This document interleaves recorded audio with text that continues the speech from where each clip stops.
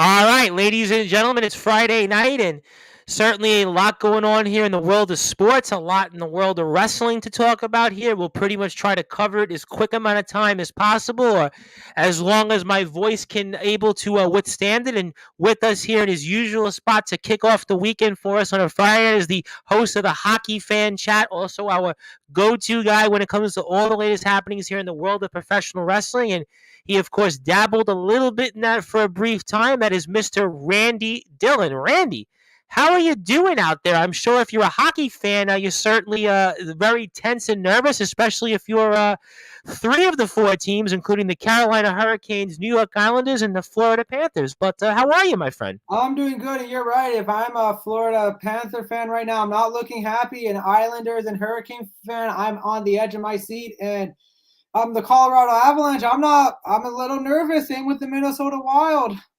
Yeah, so you know what? We'll definitely get to that toward the end of the show. I know some of these guys coming on after you will definitely talk about that. But I did want to talk about some wrestling because obviously going on here, I know everybody's focused right now on the NHL. But we had a big draft here and some interesting names here. And one name that we've spoke about and kind of wondering what would happen to him was drafted, I see, to Raw, and that was Mr. Drew McIntyre. And to kick things off, I mean, give me your impressions on that and some other things here on the draft tonight. Oh, I think Drew McIntyre being drafted to Raw is huge, especially with the news we are going to have a second world champion with the WWE. And I think bringing Drew McIntyre back tells me maybe they can get the contract negotiation started again.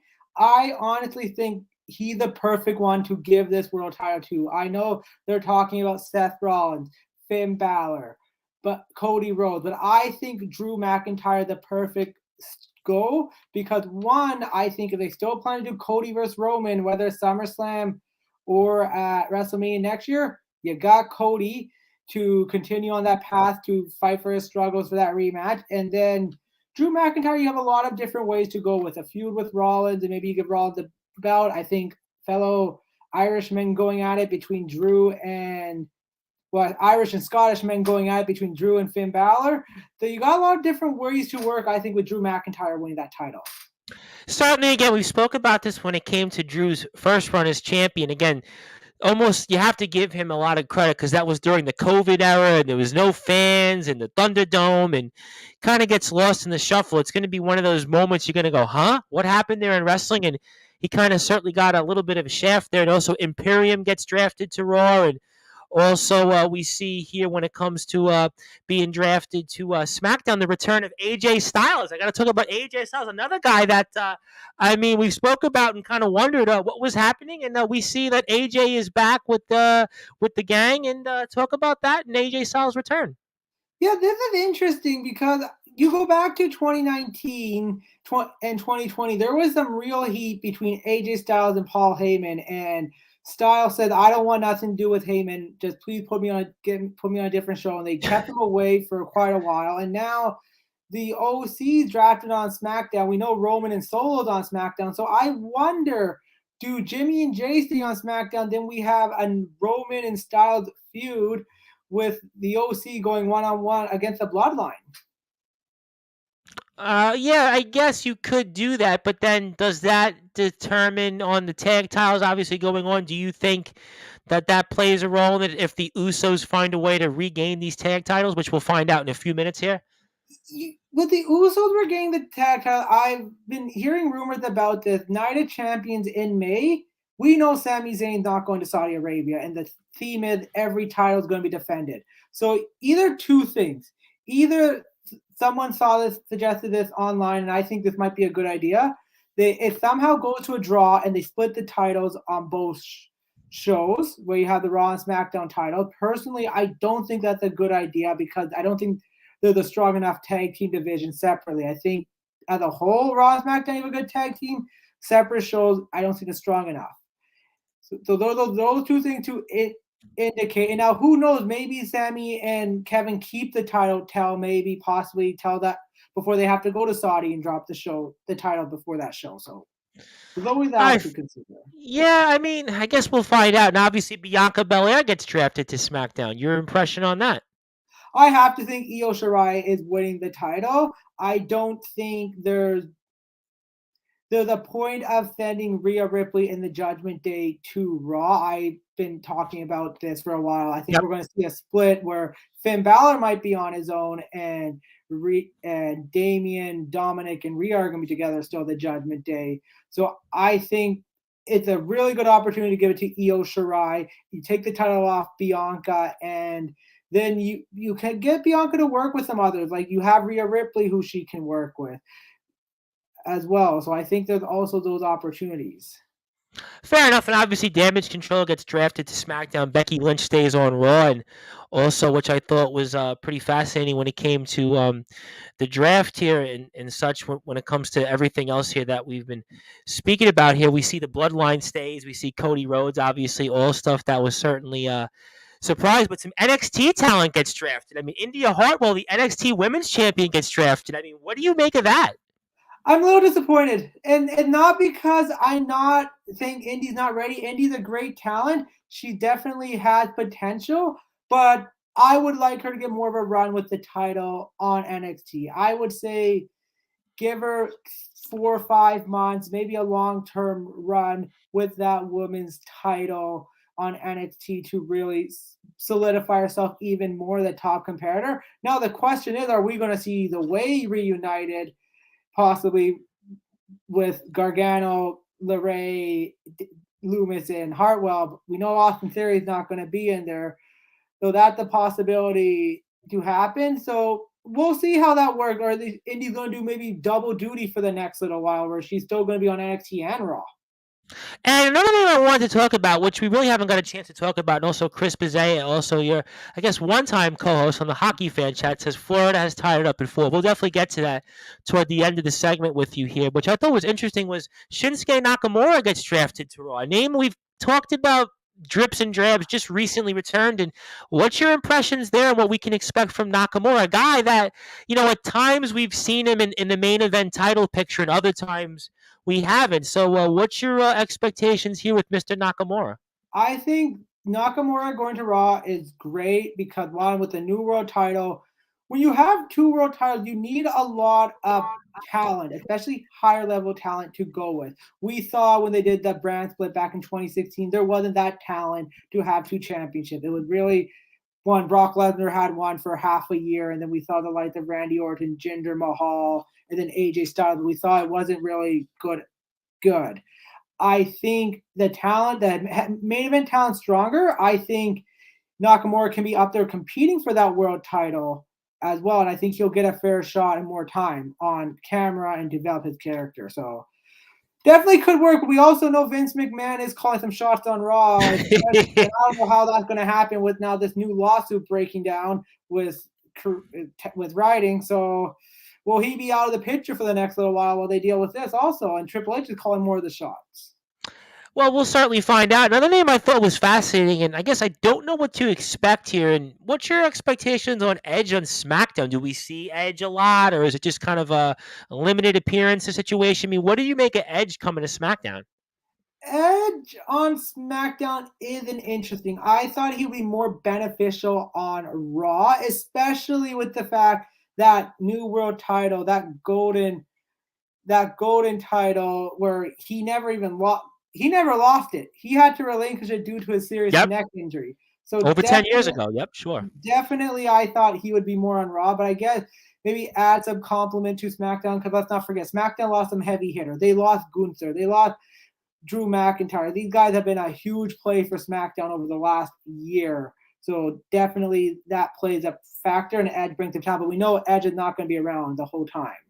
Oh, no question about that. Another name that I have to remember, when was the last time he was exclusive SmackDown talent? Mr. Bobby Lashley. I mean, Bobby Lashley obviously has had a long run here, second stint here in the WWE. And what do you expect of Bobby Lashley on SmackDown? I mean, is he a foil for Roman? Or we kind of saw him with Bronson Reed for a while, but what do you make of this situation? I have to think he's an opponent for Roman, and Bobby Lashley come back in full circle, debuted with the SmackDown brand when he first came in WWE in 2005. So I have to think he's one of the potential challengers for Roman to go against. And And they it had was that brief little skirmish when they yeah. both were champions. We kind of had that champion versus champion. If you remember, was that Survivor Series 21, I think, if I'm not mistaken, No, right? that Was it was Survivor? Biggie. They had something in 2018 where everyone thought it was going to end up a triple Right, threat yes, match. correct. Yep, I'm thinking of two different, right? Big E was 21, they were at 18. Yep, correct. I stand corrected. Yep. So definitely that is an impact there to see him and Roman going together. And I think the one thing is, like, again with Raw, you have the world title. I think him and Gunther could have done some great work together.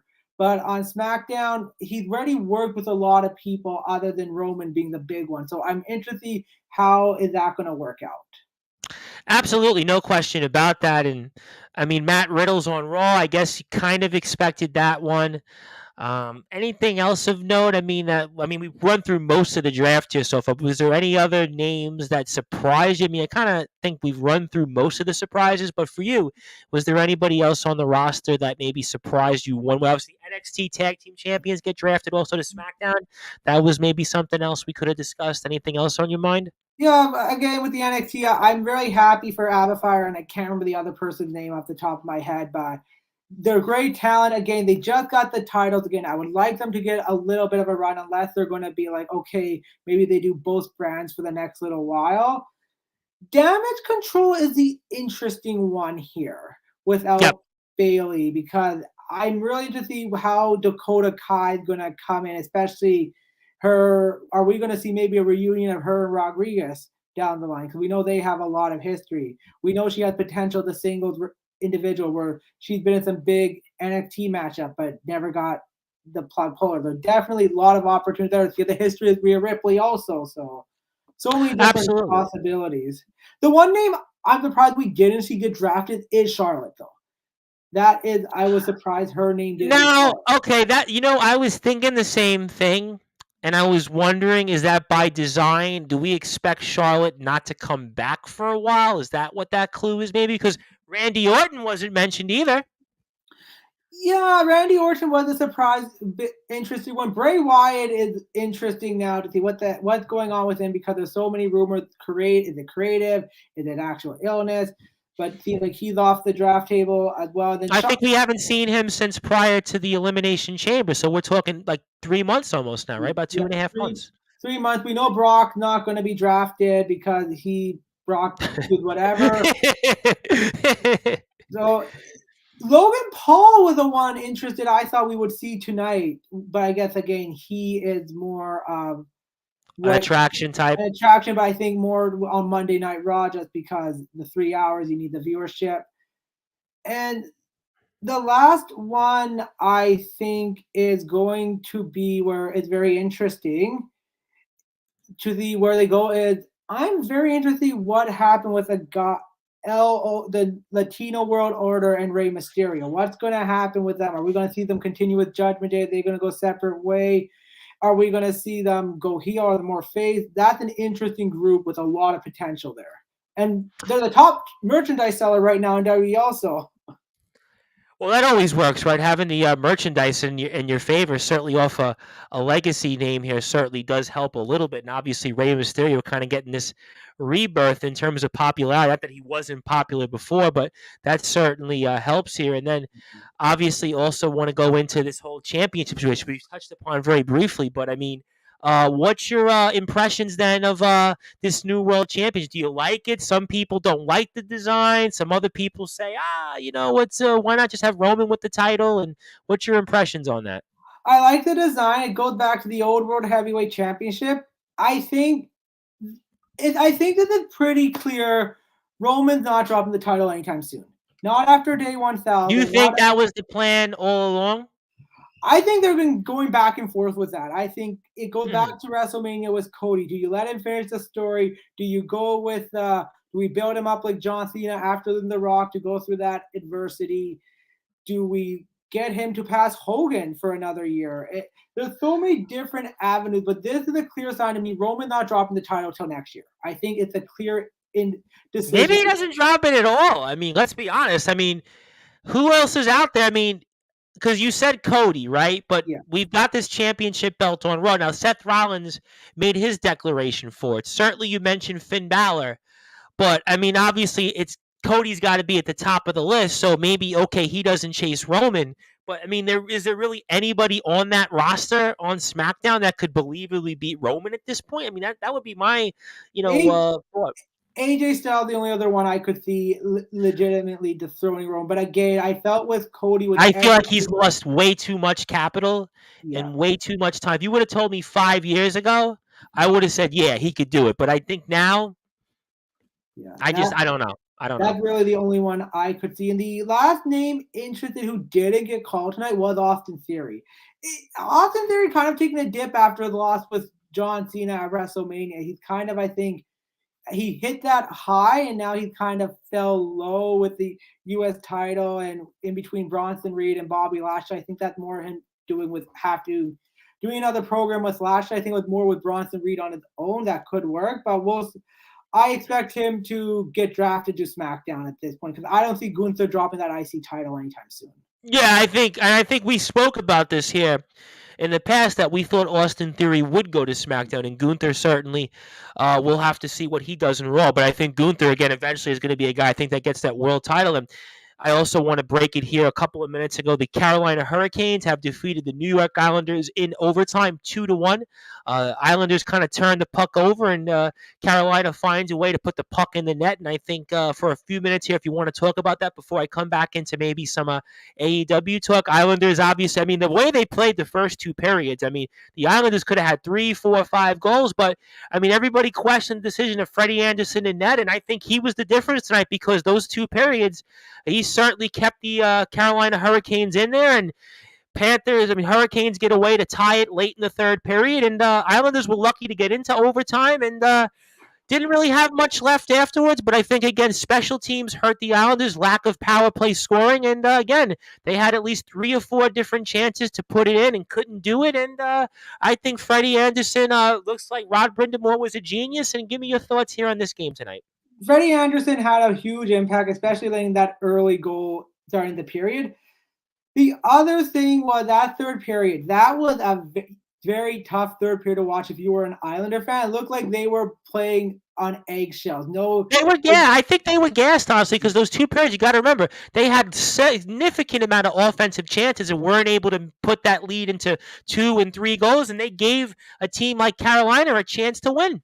Exactly. And then Chris Pizzea has been saying this a lot, special teams. He mentioned in my podcast, special teams. And the Islanders special teams, 1 or 2 power play goals. They had some opportunities late in that second to take a 2-0 lead. They couldn't bury. And I think really them playing a 1-0 lead. And the Islander team this third period, it was that team we saw for most of the year where they were a Jekyll and Hyde team where they had some great starts to the game, but that third period, I think that's a pretty fair assessment if you look at the Islanders season, was that at times they played really well.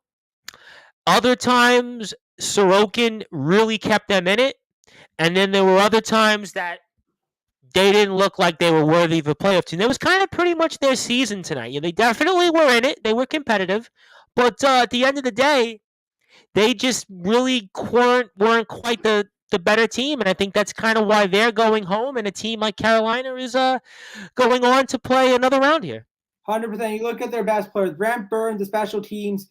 He run that power play like a magician, bring it back to the San Jose days. Sebastian Aho really brought it, and I think for Carolina, he was big. He had a couple of clutch goals in this series, by the way. Tied it tonight.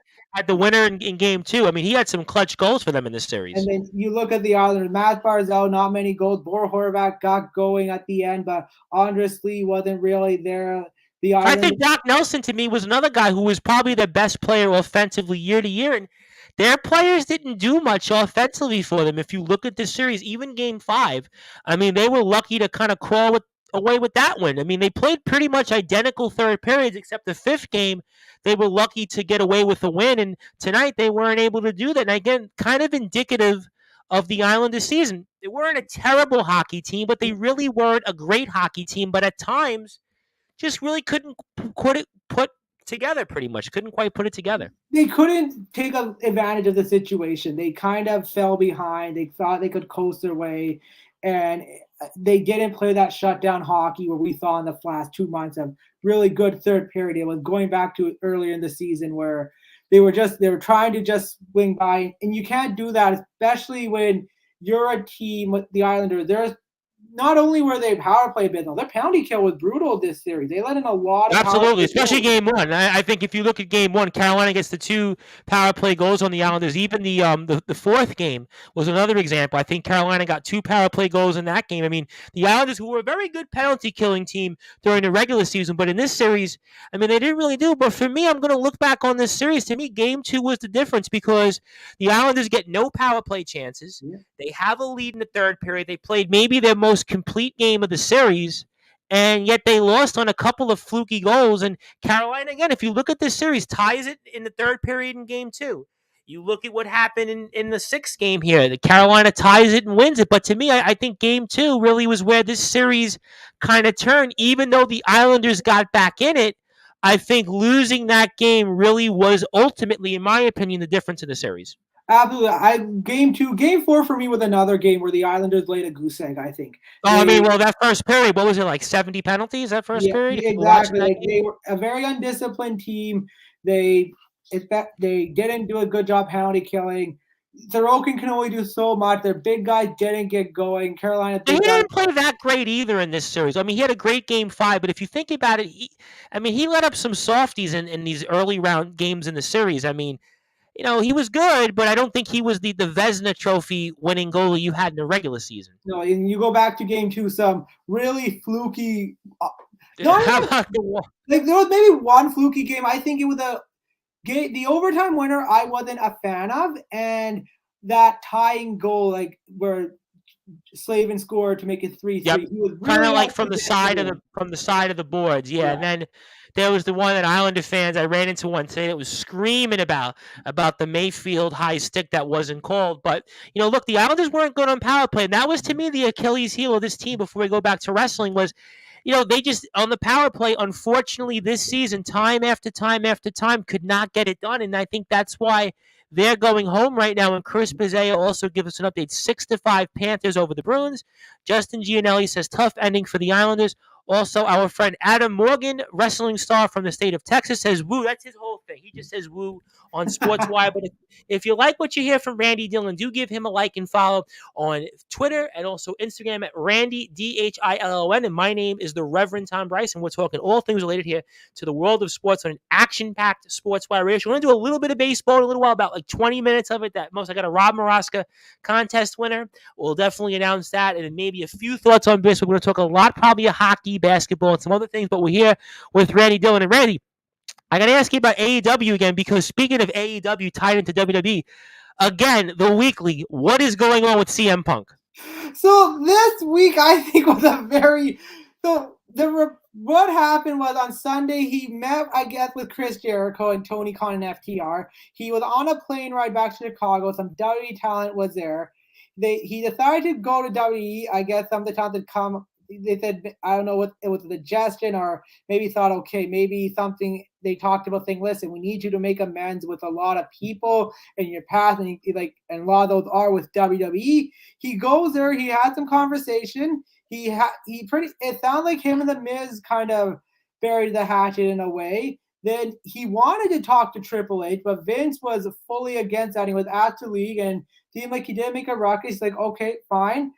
So, and very weird week if you're following CM Punk and with the rumors of him coming back. And then apparently AEW and Tony Khan didn't even know he was planning to show up. It was out of the blue, and there were so many people speculating he's going to show up. I was a little surprised with that as well, that he decided to go. But I think there's either two things. One, he went to get some buzz about his return, or the second thing is he knows he needs to bury the hatchet with the Young Bucks in Omega, and I think he's trying to show, listen, I know what I've done, some things, I've said a lot, I'm trying to make amends here. Those are the two things I'm thinking. I don't know what this has anything to do, though, with him going to WWE backstage. Everybody was saying, wow, maybe he's making a return there, but I mean, he's under contract. I think the whole thing was bizarre in itself. I mean, I just think this whole situation with CM Punk gets more bizarre and bizarre. I mean, it's almost like Aaron Rodgers in football. It's like CM Punk in wrestling. They're almost like two similar personalities in a way, but for different reasons. And Mhm. other AEW news of note, Roderick Strong is a member of AEW. That's a name we haven't seen in a while, and he's a part of AEW. And Tony Khan gets another chip to his already deep roster that'll have to figure out now what to do with. Roderick Strong, that was interesting because people said he's still under contract with WWE, and he's That's still. why I said this was an interesting move. I think Roderick Strong is one of the most underappreciative talent in within WWE. We saw the work he did in NXT, and Triple H did see that.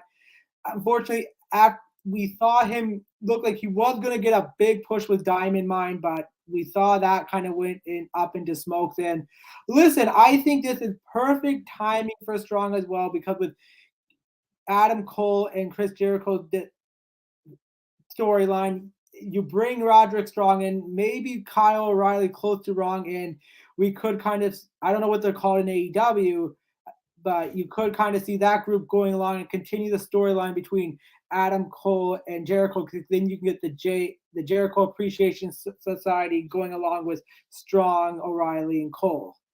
So definitely some work you can do there.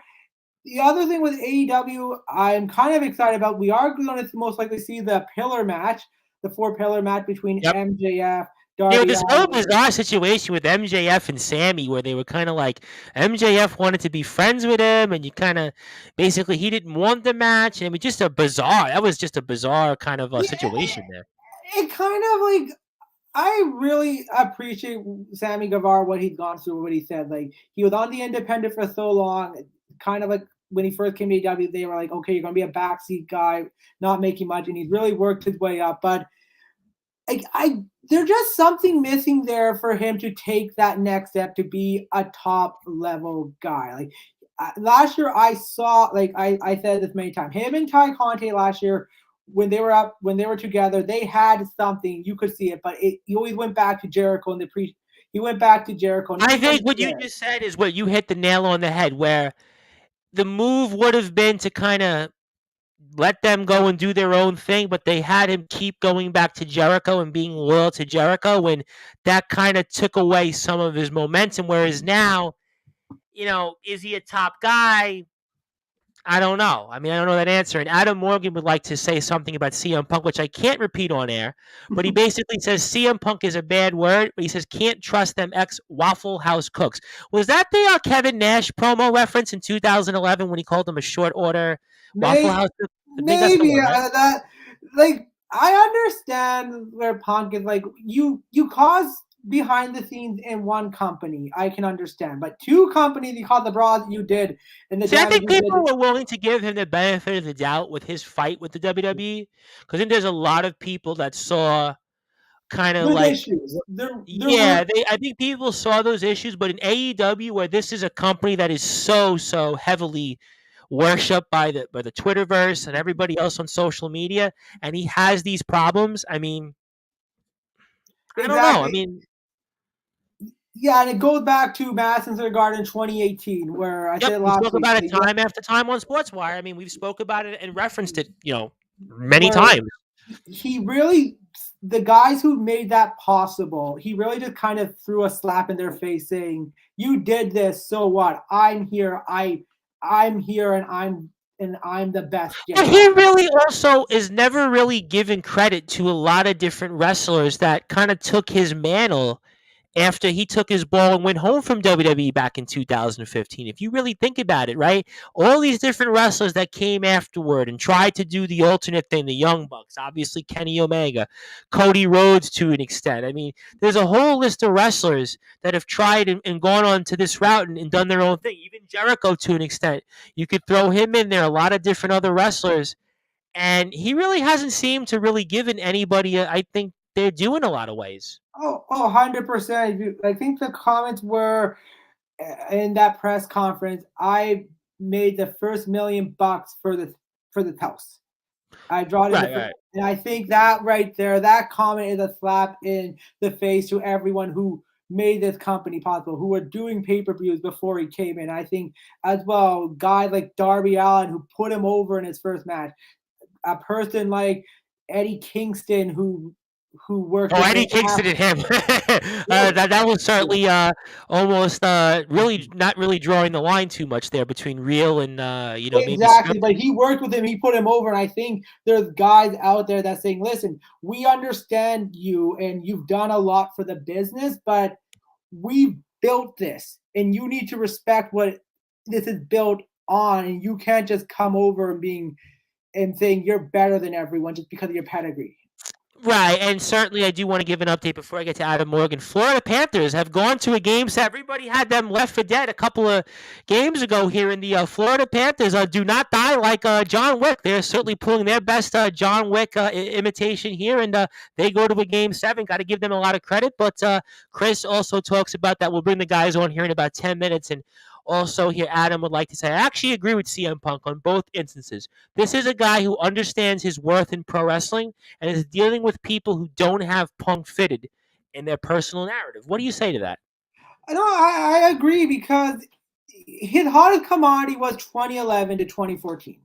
Yeah, And we no question. That 3-year run he had, especially the 1 year as champion, you can't deny that it. was his heart, and we understand him going to the side. And I think there's also the comment there when AEW first got released, came up at the company in 2019. He didn't go there first. He went to Fox to be part of that WWE backstage show, and it ended due to the COVID, but he decided to go somewhere else at first, and then eventually he finally decided, okay, I'm going to go there now when the time right for me. And I think a lot of the guys at the time, it's like I said, there's respect to him of what he's done. You can't deny what he's done for the industry, Ring of Honor, his time in WWE. But I think it's like you're not bigger than what this is. There's a lot of, and I think that was the point. Yeah, I hate to make this comparison, and tell me your thoughts on it, because you're Canadian. You're going to kill me if I say this, but in some ways, and I love I love the guy I'm about to say. I always was a fan of his work, but is CM Punk in a way turning into like a Bret Hart, a bitter Bret Hart, or am I missing something here?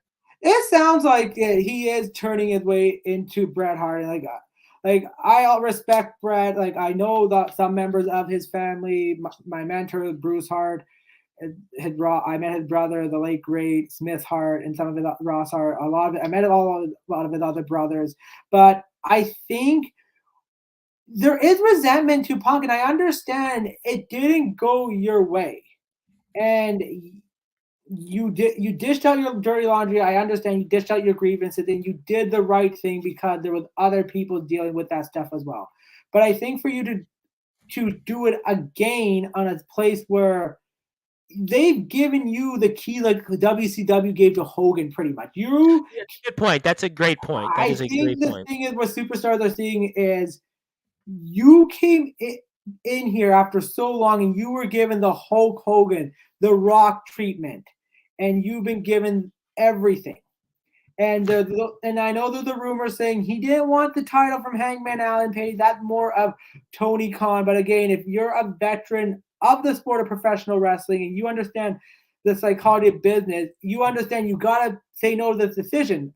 Edge was saying it on Logan Paul's podcast.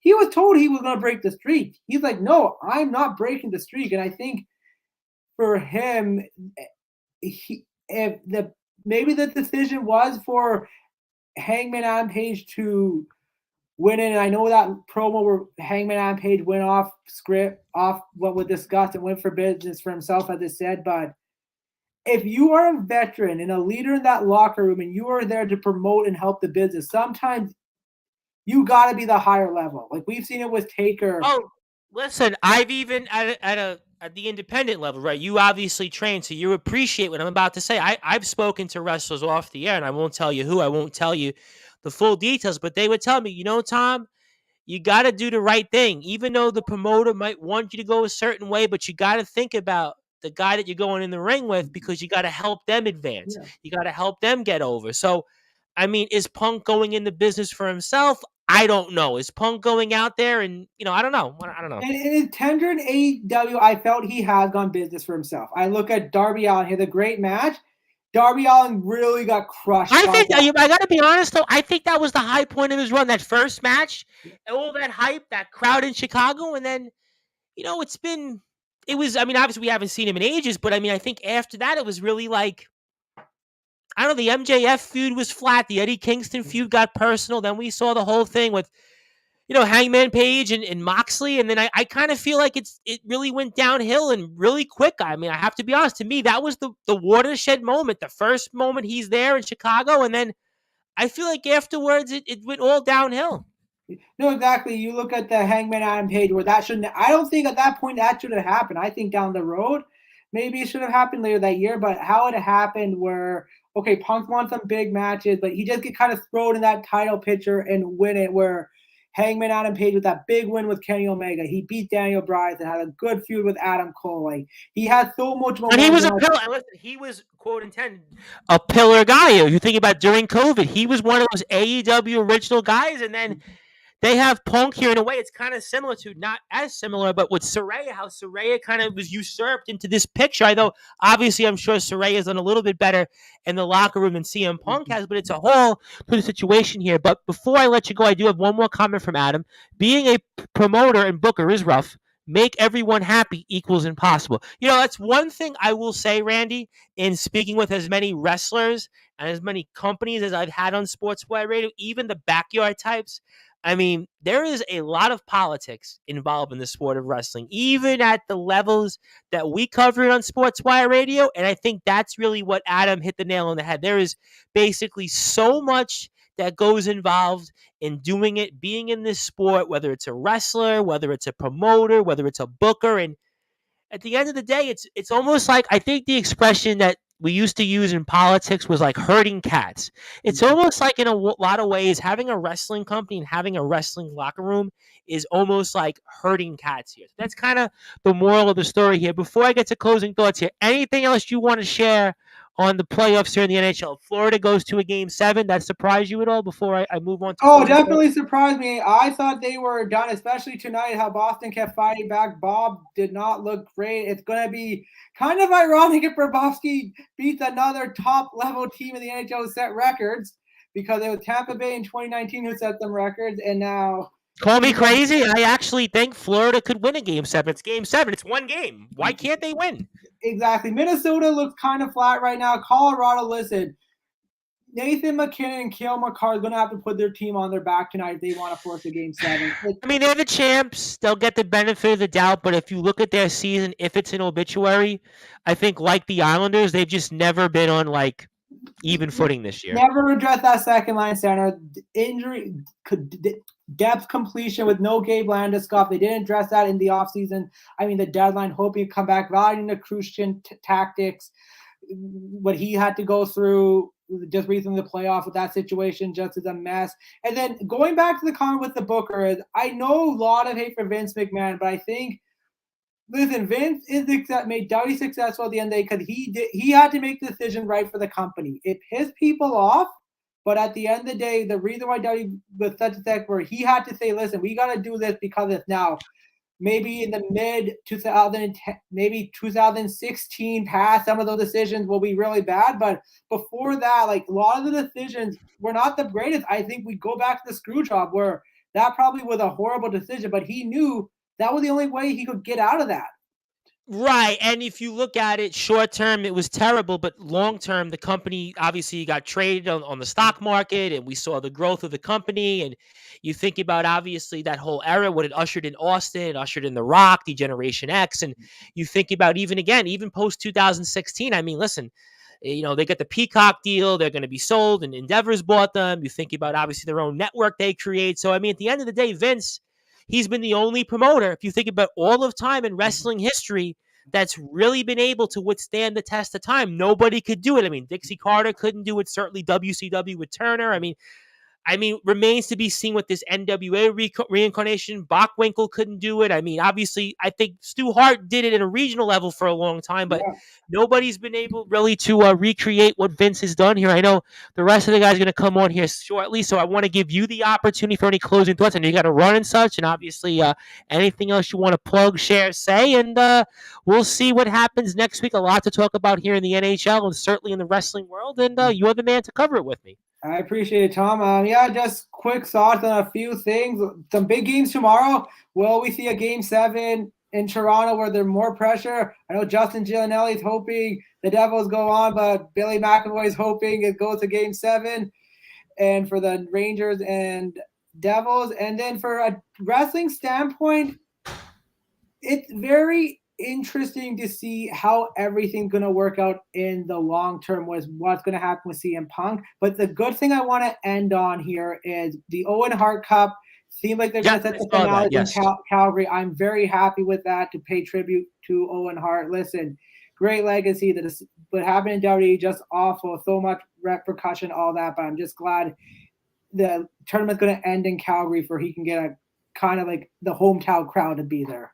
Absolutely, and obviously done for a great reason. I know a lot of the family has done. Obviously, Owen Hart's wife has done so much for charity out there and giving people a chance to get an education and such. So all great stuff. They're looking forward to that. And Randy, I appreciate the time that you had with us. I know you joined with two of your former co-hosts here, but everybody can follow you on Twitter and Instagram at Randy DHILLON. And looking forward to it. I know you have to run, so we'll definitely speak with you next week, my friend. And looking forward to it. Thanks, Tom. Take care, guys.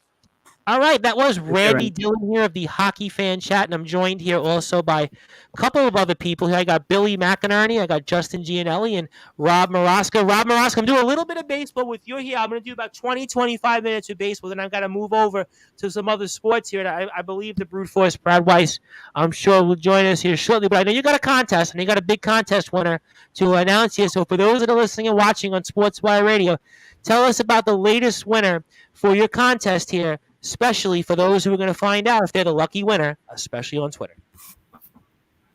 Yeah, it was the Ohtani Babe Ruth card. Pretty awesome card, actually. A lot of people went for it, but the winner is Shane Academia from Wildomar, California. So, we got some of our California people out there who entered, and I want to congratulate Shane for winning the card.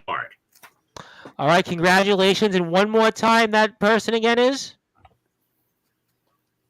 Shane Academia, and his Twitter name is @Shane Academia.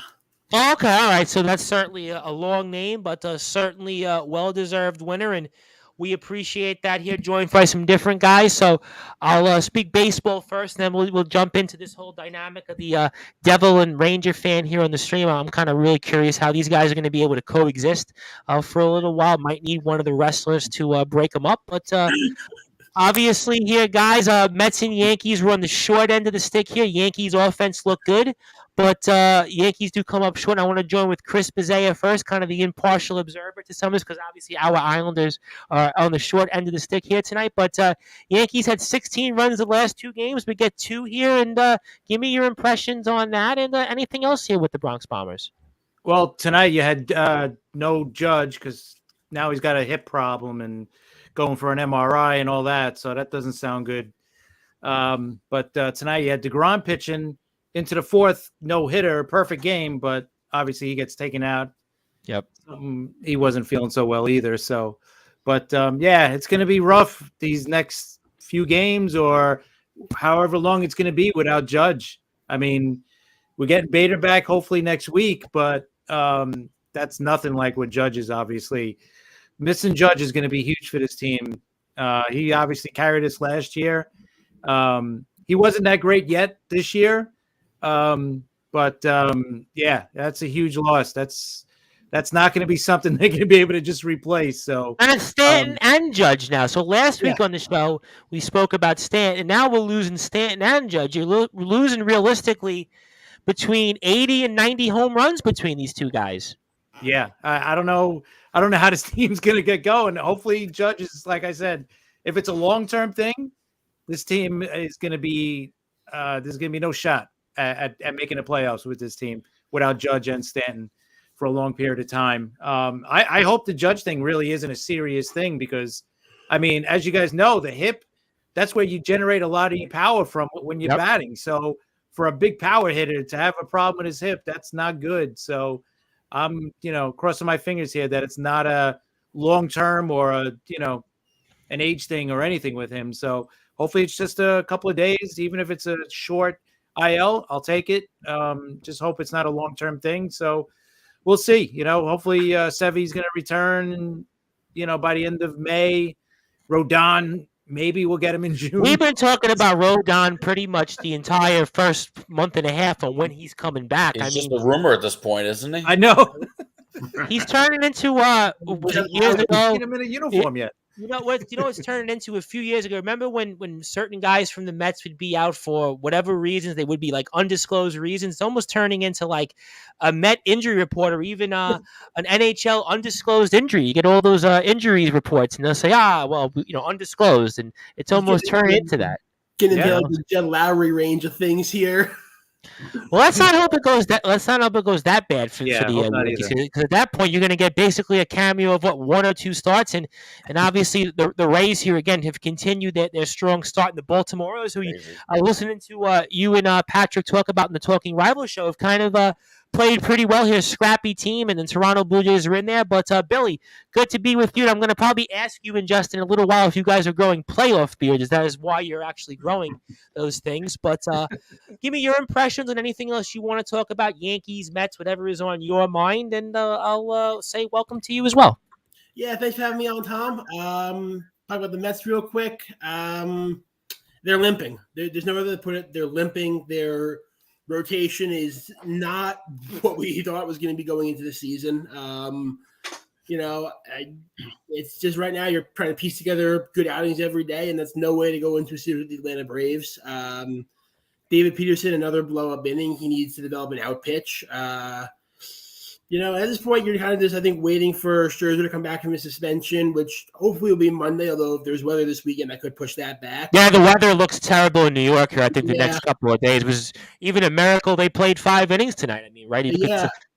No, I'm surprised I was thinking like second or third inning they were going to have to call in, so they got 5 in. And then, Verlander hopefully should be back against the Tigers. We'll kind of see how that goes.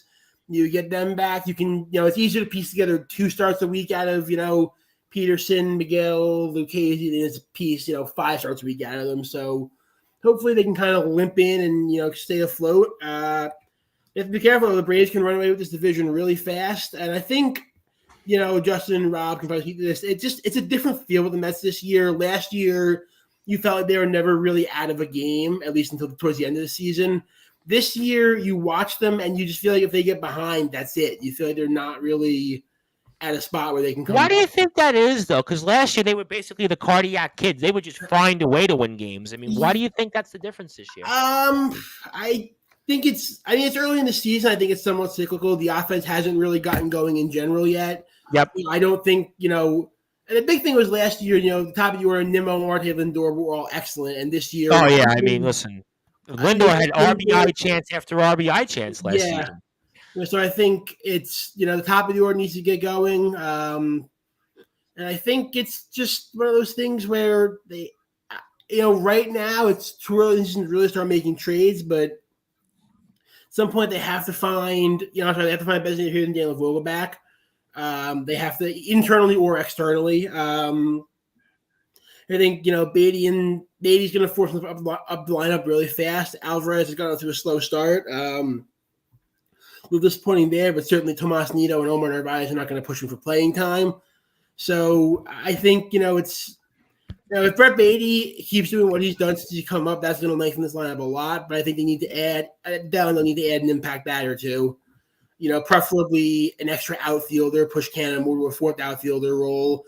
And preferably a better. Well, Canada was in the lineup tonight. The stat I saw, he was 4 for 12 against Max Fried. Everybody was saying, "Oh, he's 4 for 12 against him. He's going to get the job done here." And obviously, nobody's getting too many hits these days on Max Fried, right? Obviously, tonight was a shorter outing, but I think what hurts a little bit for the Mets before I get to some comments is you lose the last 2 against the Giants, and you lose 2 or 3 against the Nationals and tonight. So basically now the Mets had all this momentum, right? 7-1 on this road trip. They're feeling good, and now they've pretty much squandered just about all that here. Yep. All right, well, let me get to a couple of comments here. We're also joined by the brute force, Brad Weiss. Obviously, the brute force was probably on a basketball court before we got here. Also, Rogelio Contreras wants to say, go Lakers and go Yankees. Am I missing something here? Do I know him? Do I know him from wrestling or something? I'm trying to think maybe if I'm missing something. But he says here, go Lakers and Yankees. Okay, fine. Joseph G. Bostrom is here. Good evening, gentlemen. Hope all is well. Unreal night in the NHL. Losing Judge is going to hurt. Mets need to get it together as soon as possible. Absolutely, no question about it. Rob Maraska, since we're here for a little bit on baseball, we're going to do a little bit of baseball. I got a lot of sports to talk about tonight. But obviously, Mets have definitely squandered a little bit of that good vibrations we had last weekend. And now they're kind of in the middle of the pack here in this National League East as the Atlanta Braves are threatening to run away with things early on in the season. But give me your impressions right now as the Mets are definitely struggling right now. You know what? I'm going to take a positive look at this and say maybe the Mets should stay maybe in second or third place and let the Braves be in first place for a lot of the season. And this time the Mets take over first. Well, that's a wishful. I think that's a really wishful thought because the Atlanta Braves last year were missing a number of guys, and this Met team here certainly does not have the same, I think, momentum and karma that the Atlanta Braves may have. No, they don't. And listen, they should have never lost the last 2 games in San Francisco and the first 2 games against the Nationals. I mean, the first game back, maybe they were tired because, the schedule has not been on their side so far this year.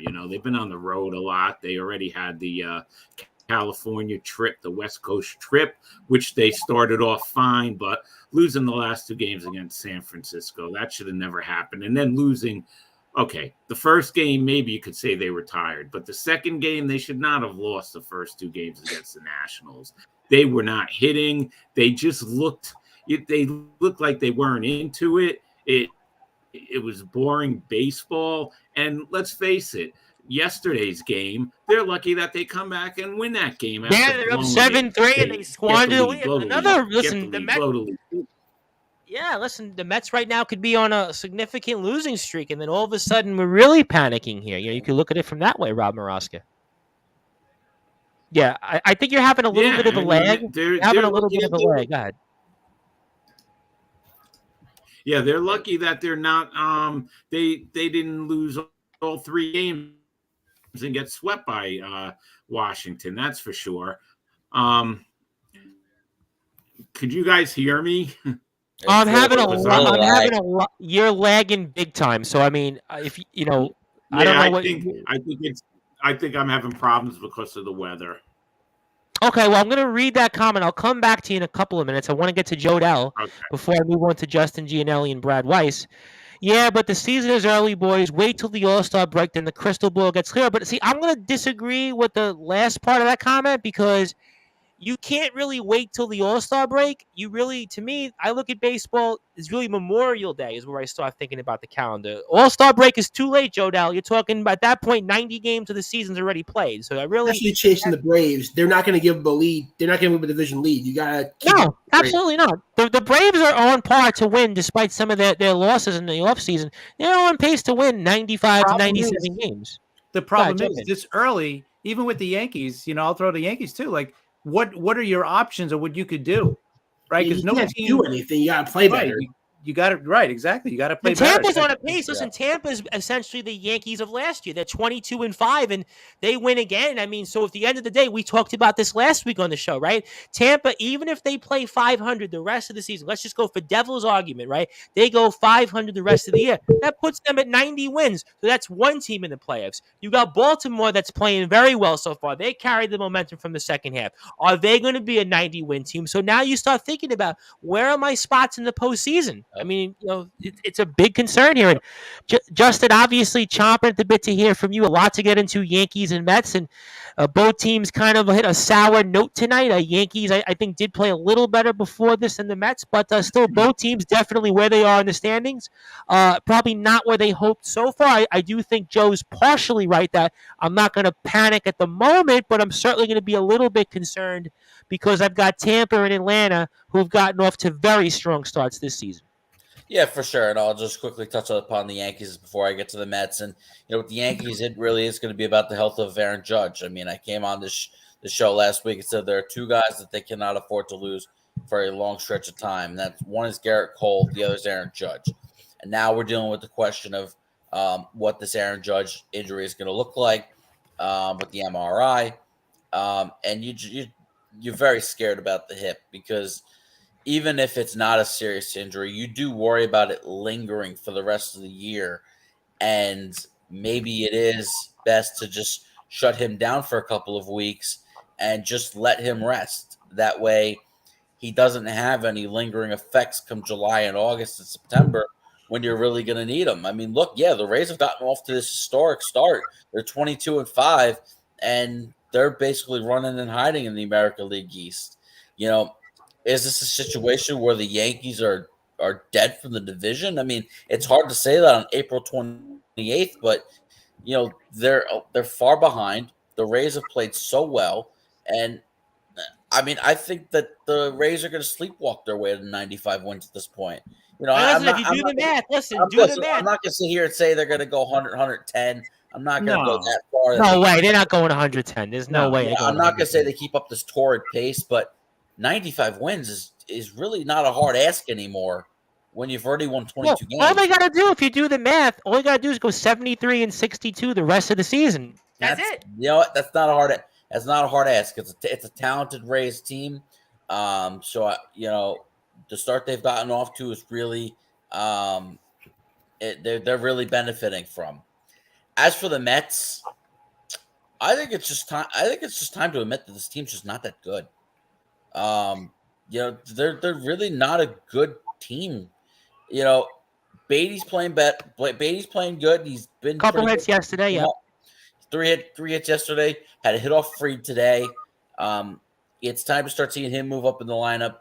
But I mean, when your DH is Daniel Vogelback and a combination of who knows what.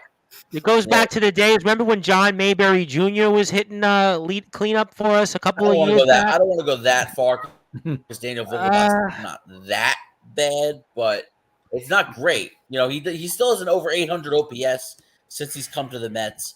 John Mayberry couldn't even sniff 300 OPS. So no, I got that, but the point is that these guys aren't cleanup hitters. That's my point. I wonder if it becomes Ronnie Mauricio's job. I know he's starting to play other positions in the minor leagues.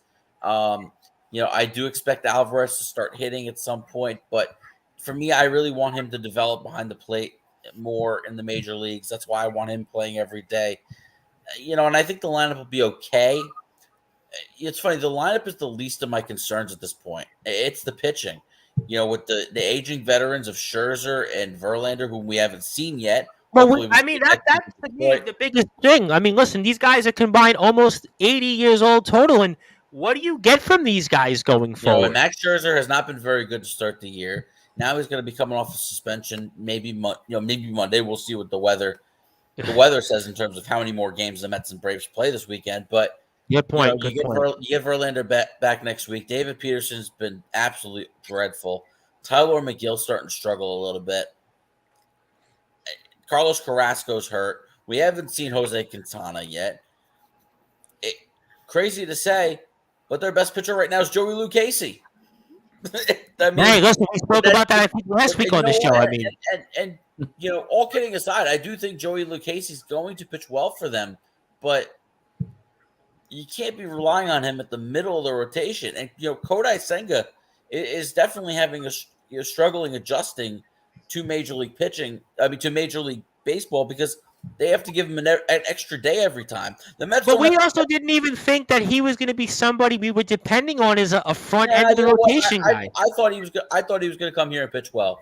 So So you thought he'd be a third guy in the rotation? Yeah, then? absolutely. Behind Verlander and Scherzer, absolutely. So basically, he replaced Taijuan Walker for and us. that's kind of what they signed him to be. And the other thing is, the Mets don't have the depth to go 6-man rotation, yet they're giving him an extra day every time because that's kind of what you're used to in Japan. You pitch once a week over there. So they're trying to ease him into the every 5th day thing, and it's just really biting them in the ass.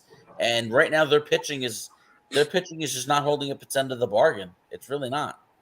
No, it's not. Certainly, they obviously are struggling a little bit right now, and we'll certainly see what happens. We'll see if the weather cooperates, guys. Obviously, the weather is supposed to be terrible here this weekend in the tri-state area. It's really been terrible the whole week. I mean, it's just been a couple of weeks ago. We were all getting ready for barbecues, the pool opening, and this week's been like damp and cool. It's just terrible weather. It wasn't even cool.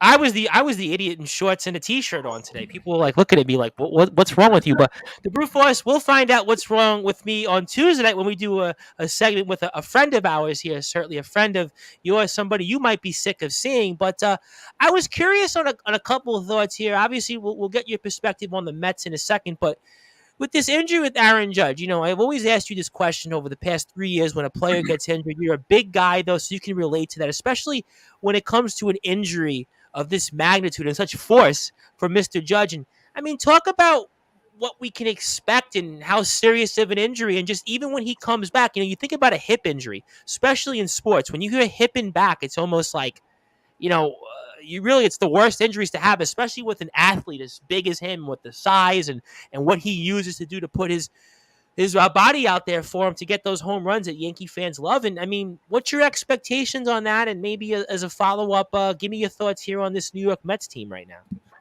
Yeah, so what's going on, guys? So I want to start by, quoting the great Shakira. Hips don't lie. I mean, hips don't lie. I don't think Aaron Judge has got the same hips I'm looking at as Shakira, though. I just want to remind you. Let me get to what I'm going to say, all right? It leads to my next thing. The reason why I say hips don't lie is because the hip is not something you want to mess with, all right? And certainly they don't lie, okay? Because listen, as a basketball player and even as a baseball player, you don't realize how important your hips really are to your athleticism and your movements. Especially as a baseball player, when you're in the outfield, you're making cuts, right? You're running to go chase ball. There's a lot of impact on the hips. And I'll tell you, just from a player's perspective, one of the hardest places to stretch was the hips. They're always tight. So something to have an injury there, not a good place to be injured, especially for a big guy like Aaron Judge. You also talk about the hips with your swing. I mean, you get your power from your lower legs, but you use your hips. I think Chris had mentioned that earlier. So, I mean, you go, again, I'll go over and over. Especially as a player, I understand how significant the hip is, especially for any athlete. But, for a guy like Aaron Judge, especially a big guy, you want to be flexible and you want to be pretty good with your hips. And I think Aaron Judge has been pretty good, and this injury could very much impact him. We obviously hope it does not to a serious extent, but we'll have to see. And I think the Yankees should do, and it's hard to say this, but they should take any precaution with Judge because they cannot afford this guy to come back on the field and get re-injured or continuously be hurting. That just can't happen. Not only for this season, but they just signed him to a long-term extension. You cannot put that on the line, and that's the most important thing, and we'll see how smart they are ultimately. But, when it comes to the Yankees, Tom, of course, he's the impact, but you also talk about leadership. They did name him the captain for a reason. It's not just because he's the guy. He's also the leader. And I think that's extremely important here as well. That leadership in that locker room without him is going to be questioned with the Yankees. Who really is the leader without Judge in there? You got Garrett Cole. Let's see who else really steps up to the plate here when it comes to leadership. Aaron Judge is that guy. So, maybe Anthony Rizzo, maybe somebody like that who's been a veteran around. You got to see if he steps up in the leadership. But as the team, I think the Yankees will be okay. I think they'll still win games. They'll still hover, in that, 5 to 10 game over 500. I think, as they go forward, maybe not. Yeah, I kind of agree with that. I think that's a fair assessment. Not kind of the team that runs away with it. That team that gets the 20 games over. I think the Tampa Bay Rays, silly. They're the ones running away with it. They got 22 wins. It's unbelievable. I mean, they're just unbelievable. But I think the Yankees will be fine. As per the New York Mets, let me get to them right now. Okay, I'm waiting for this. Because first of all, when it comes to people to pick on today, I'm not even going to pick on I have one guy to pick on, okay? But I have really the Mets as an organization to pick on. What the hell are you doing playing a baseball game today? I mean, you knew this was going to happen, right? You knew that it was going to rain. No, this is the second time, by the way, in 3 weeks we've spoke about Mets in terms of their whole. Remember the game they should have played that they didn't play. It was 80 degrees outside. This is ridiculous. I mean, they take away a game that I'm supposed to be at on opening day. It was 80 degrees, and then they don't stop this game when you know you're facing the Atlanta Braves, when you know that you're on the bad side of the pitching matchup, by the way. Max Fried's pitching against Peterson. You really want to take that risk? And that forecast was consistent that it was going to rain after 6 o'clock. Well, the Mets even playing this game tonight, I think, is just horrible. I mean, I'm just glad I sold my tickets today that I was supposed to go. I'm glad I got rid of them in time. But, I mean, just an embarrassment from the Mets to not only play this game, but then also get a loss in a game you didn't even get 9 innings against the Braves. And you can't just throw these games away against the Braves. As Tom Bryce says all the time, I mean, we can't beat this team. We need to get, stuff going against this team. Tom's always talking about, well, it's the Braves and they're in our way, history, blah, blah, blah. And you give away games like this? I mean, to me, it's just an absolute travesty that they played and lost this game today. But let's get to more important things. You lose a series to the Washington Nationals. I don't care who you are. You cannot lose a series at home to the Nationals. Okay? The Nationals are 7-14 going into the series for a reason, because they stink. And you lost the series. You had 9 hits in 2 games, the first 2 games, and scored 1 run against the Nationals pitching. Really? You can't hit the Nationals? I mean, to me, that's just embarrassing. Then you got guys, and again, they won this game. But let me get to this guy who needs to be on my list. Tommy Hunter. All right? Get the heck out of the MLB right now. I was listening on the radio, by the way, on my way home, and it was like, what's going on with that? I mean, every time he comes up, he gets shelled. I mean, how many more opportunities you want to give him? I don't know if you guys listened to the radio call, but they were talking about, well, he's a veteran, and he's been in there, and, the Buck trusted. I'm saying to myself, have you guys been watching? I mean, you guys are clearly there at the ballpark. I mean, what games are you watching? I don't know what they're watching. Are they watching him pitch when they're Buck doesn't trust him. Buck loves him. Well, Buck loves I was trying to, be I don't know kind. what's love. I mean, what is it? I don't know what you love. I mean, every time I see him pitch, especially, listen, he's pitched some good innings when we're losing by like 5 runs or when we're winning by 6. They don't count. That doesn't count. That does not count. That's what I'm saying. That's my point here, Tom, is that every time he comes into a high leverage situation, he's horrible. And that's when you need, pitchers in the bullpen to show up. And he hasn't shown up. So the fact that he's even on the roster is an embarrassment right now. I mean, we can't find anybody else to pitch those innings, especially, in a game when you lose 2 games to the Nationals. You put him in that situation. To me, it's just bad. But with that being said, you can't lose a series to the Nationals. Rob Maraska said it. There's no way you should have split with the Giants. You basically gave that up, right? And we had the first 2 games. We had all that momentum, and then you lose those last. Even the Sunday night game, you're winning that game. And you get offense, and you squander that one too. Right. So the Mets have done this. I mean, even in the Marlins series, and give credit to the Marlins, they've played well besides the Mets. But the Marlins have actually been, I guess, they might be, I think, Justin, you might have said it at the start of the season, they might be a 500 team this year. They're playing. I think the Marlins overall are a pretty decent team. Yeah, they're competitive. I tell you what, they're a competitive team. I will say that. I do like the Marlins. I do like the Marlins, but that being said, the 2 series you played against them, you couldn't sweep them, and you had the chance to. So I'm just going to say that the Mets are 5-7. I'm not gonna. They beat the Marlins 5-7. I'm not gonna complain about it. What I'll say is this: it glorifies itself when you lose series to the Nationals. You cannot do that. That's all I'm saying. That's my point. But with that being said, the Mets themselves are playing this game tonight, and definitely Tommy Hunter deserved to be on my list of guys that need to be picked on this week. And the Mets themselves, they better, like you guys said, they better get their act together. And you know what, Tom, I hate to say it, to make you smile, all right? Let it rain, because I don't want to see the Braves this weekend. Let it rain. Let it rain. Because I have some comments on it, and I do actually want to get to a baseball story that Billy McInerney gave us, which will come back to the injury report, is that the forecast looks terrible in New York. So hopefully, according to Joseph Bostrom, who said the Mets don't watch the Weather Channel, hopefully they watch the Weather Channel this weekend, because the forecast looks horrible these next 2 days. I mean, it might be certainly a movie night the whole whole weekend for anybody. So I would say don't go to the ballpark, don't show up, and maybe the Mets will get the message because the weather is supposed to be. This will probably be one of the worst weekends we've had in New York, just on a pattern for rain in ages. I mean, so this is going to be one of those weekends. It's going to be just stay inside, and those outside workers like myself and Justin, pray for us is all I can say. But pray for us anyway. Joe Dell says, give Hunter hell, Brute. Also, Joe Dell says, Rob Moroska needs a Mets World Series soon. Not many sands left in the hourglass, if you get what I mean. Wow. Wow.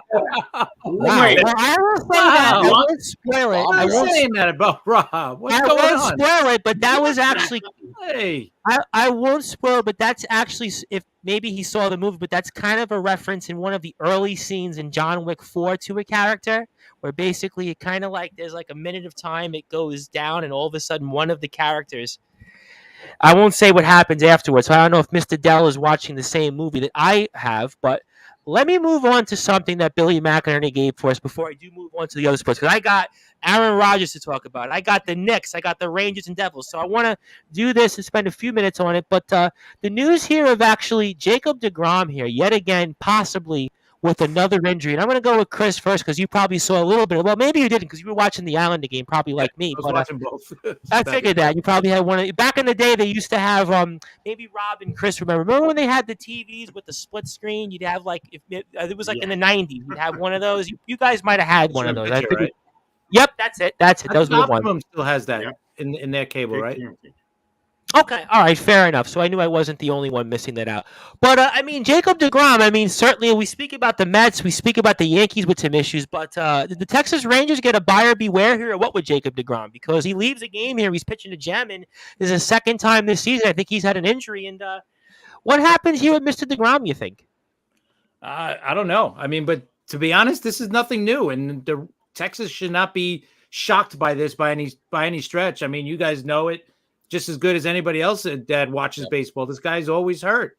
It's a shame because he's 35 this season. He's on the wrong side of his prime, unfortunately.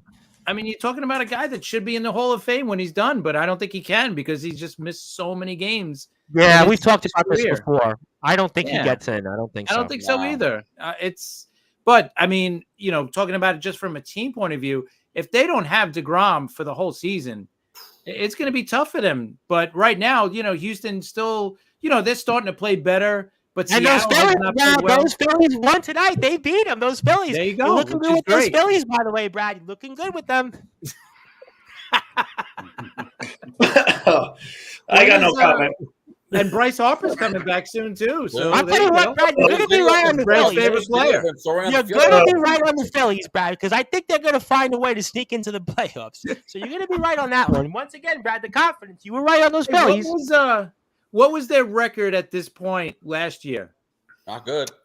The Phillies were 21-29 when they got rid of Girardi. So I think at this point last year, they were like 12-15, I think, if I'm not mistaken, like 12 and 15. Yeah. But let me ask you this: like, other than Bryce Harper, what do you think is going to be that move that they're going to make to turn their season around, if they turn it around? Pitching.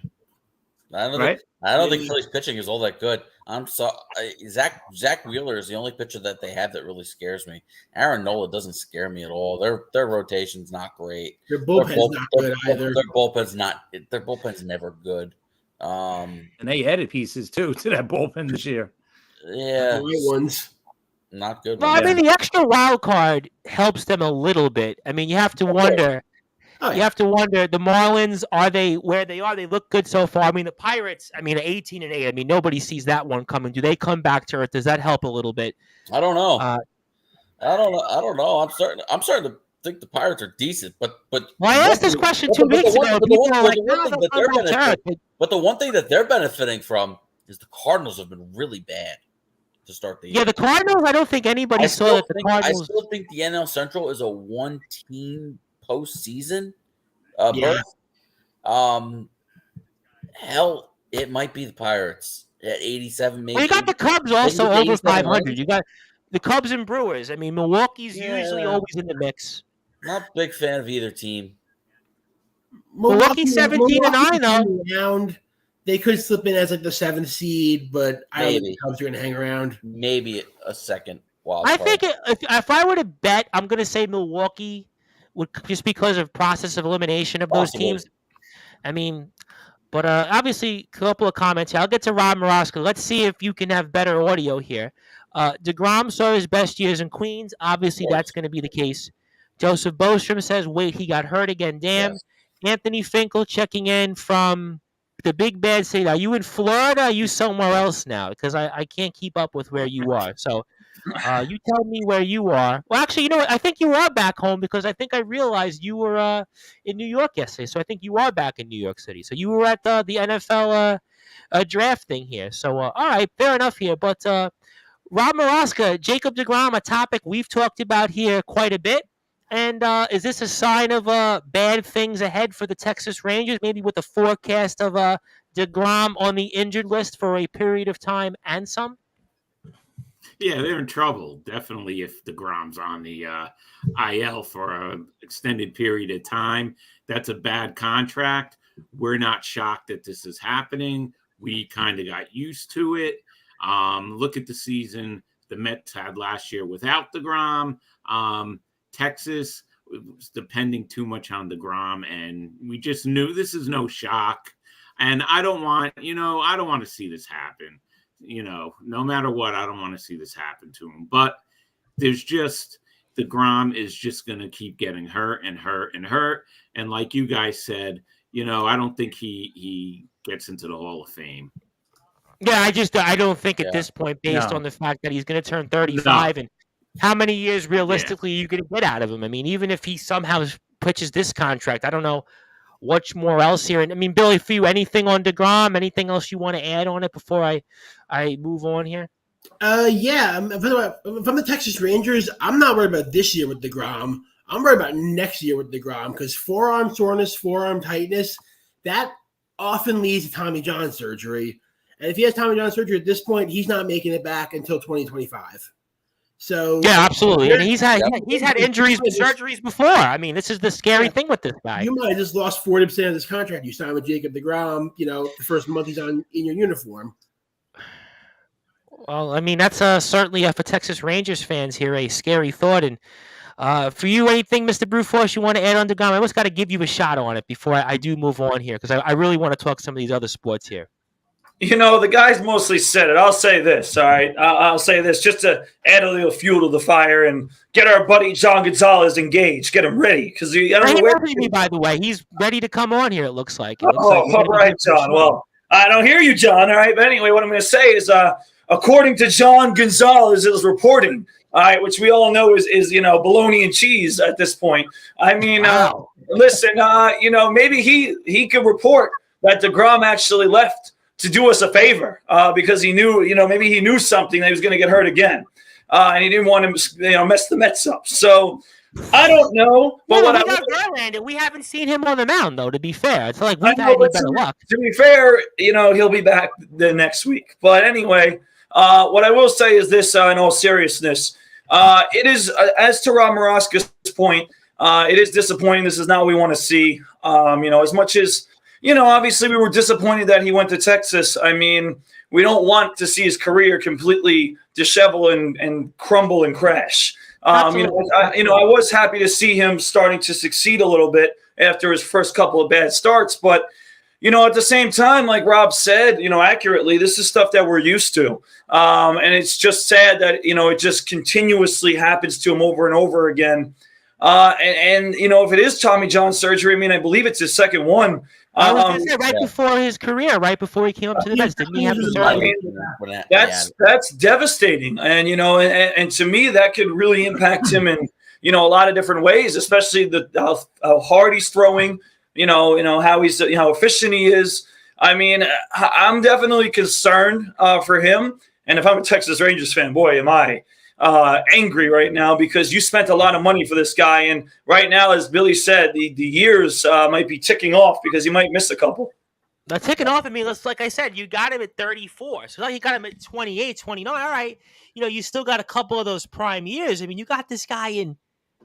I mean, I don't know. I almost have to ask a question and just one quick follow-up to anybody out there. Should he now be converted to a closer? I mean, like a John Smoltz? No. Okay. because he can't ramp up that fast without getting hurt the way he would need to. Okay. All right. Well, I do want to throw that out here, but he has joined us here, John Gonzalez. Before I get to Rob Ross, I'm going to get to your closing thoughts just because I got to move on. I do quickly want to touch. I do quickly want to say something here. I want to ask this to everybody and see what they think. Is he becoming one of the biggest what ifs in baseball history? Because of In what way? Because of the level of dominance we saw from 2018 to 2021 with Jacob deGrom. He ascended to a level very few have reached. And listen, he did get a late start to his career. He was obviously, we know he's a college shortstop at Stetson for converting to a pitcher. Drafted in 2010 by the Mets, and coming up at 26 years old. But we saw him reach a level of dominance very few can reach. And is he becoming one of the bigger what ifs in baseball history? I think he is. Are you putting him like in a Josh Hamilton territory where he had like 3 or 4 years that were out of this world, but the rest of his career, for different reasons, obviously, right. He didn't have the success that you would have anticipated? I would have to, because maybe a tier below Hamilton, but still up there. And I mean, Hamilton had some a couple of years out of this world moments, but the rest of his career. He's not the top 1, but he's got to be in the top 10, top 5. This is tough. This is tough to watch. It's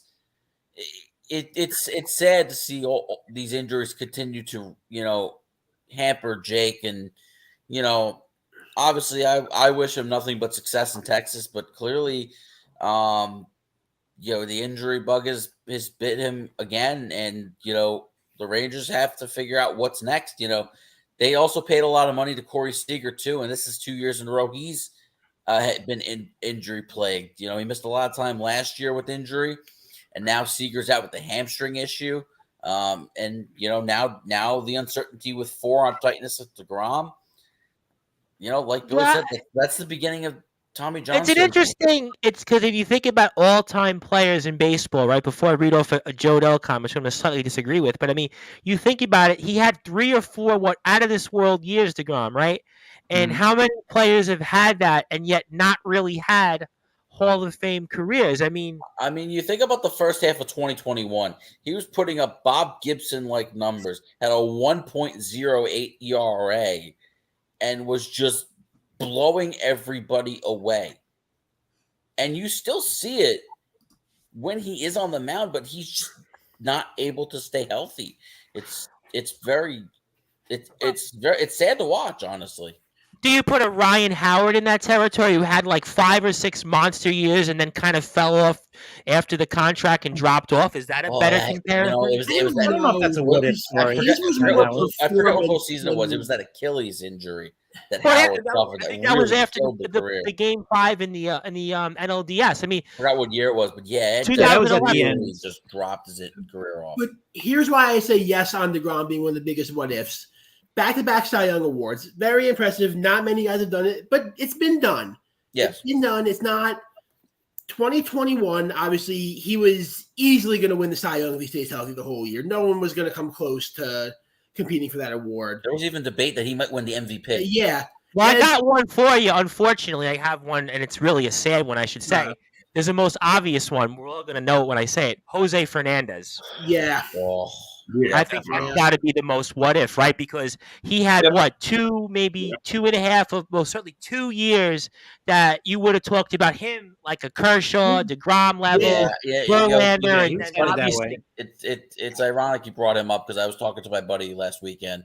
You had the same conversation, right? Yeah, and he would easily still be the Marlins ace to this day. And not only that, that's the one. That I think what happened to him, that tragedy, I think it destroyed the soul of that team. They had a damn good team when he was with them. They had young pieces around him that were developing, and I think that just just drained that roster emotionally to a point where they could not piece it together. So not only is it a what if for his career, I think it's a what if for the Miami Marlins franchise. Well, that's why I think that's unfortunate for unfortunate reason. I mean, Hamilton, I thought about Ryan Howard, but Chris is right. I mean, Howard still had several great years. I mean, he had 8-9 years, Yeah. you might have had after the injury would have been a different in terms of him going to Cooperstown. That's a different discussion. But I think Jose Fernandez, just because the guy's life was cut short for different reasons. But I got a couple of comments here first. Joseph Bostrom says, I think DeGrom is a big what if. If it wasn't for the injuries, things would have been different. Yeah, I definitely think that we're going to probably look at a career that would have been in Cooperstown. And Joe Dell also says DeGrom is the Cliff Burton of MLB pitching. I think Jose Fernandez is, because Jose Fernandez died in a short fashion similar to Cliff Burton. For the Metallica fans on the stream here, Cliff Burton basically was in that band for 3 years. Jose Fernandez pitched 3 years in the big leagues. Anthony Finkel, we're getting to that next. I'm getting to the Jets next. I think John Gonzalez is also waiting for that. He says, Rob, I'm still waiting for the Chico Escuela card. I don't know if anybody would want that, but maybe he does. Tommy Hunter called me. He's waiting outside the All-American Burger for the group. Well, he can wait for it because there's plenty of people, I'm sure, that he doesn't have to contend with tonight because he's on a line that he'll be on till at least when they open, 11 o'clock tomorrow morning. So he'll have the line all to himself here. But I am going to get to closing thoughts here from you, Rob Morales, because I got to get to the other sports here, and I got a little bit of time. So I want to give you the floor, some closing thoughts. Anything else you want to plug, share, say, and the floor is yours. Thanks, guys. Good segment, as usual. Joe Dell, what are you talking about with the hourglass and all that crap? You're 10 years younger than me. In John Wick 4, there's a scene to one of the characters. I know. I saw has a reference. I know. Oh, you saw it. You know what I'm talking about. Yeah, I don't think he's referencing that. Okay. For the guys who are out there don't know, he is my cousin. Yes. You're 10 years younger than me. Look at your hair and look at my hair. Anyway, I'm wearing my Binghamton Rumble pony shirt in honor of Verlander pitching today. He pitched pretty good. He's going to come back. He'll be back next week, and we'll see how it is. If you want to follow me, because I know you guys got to get to these other sports, on Twitter at @RMaraska and on Facebook Rob Maraska.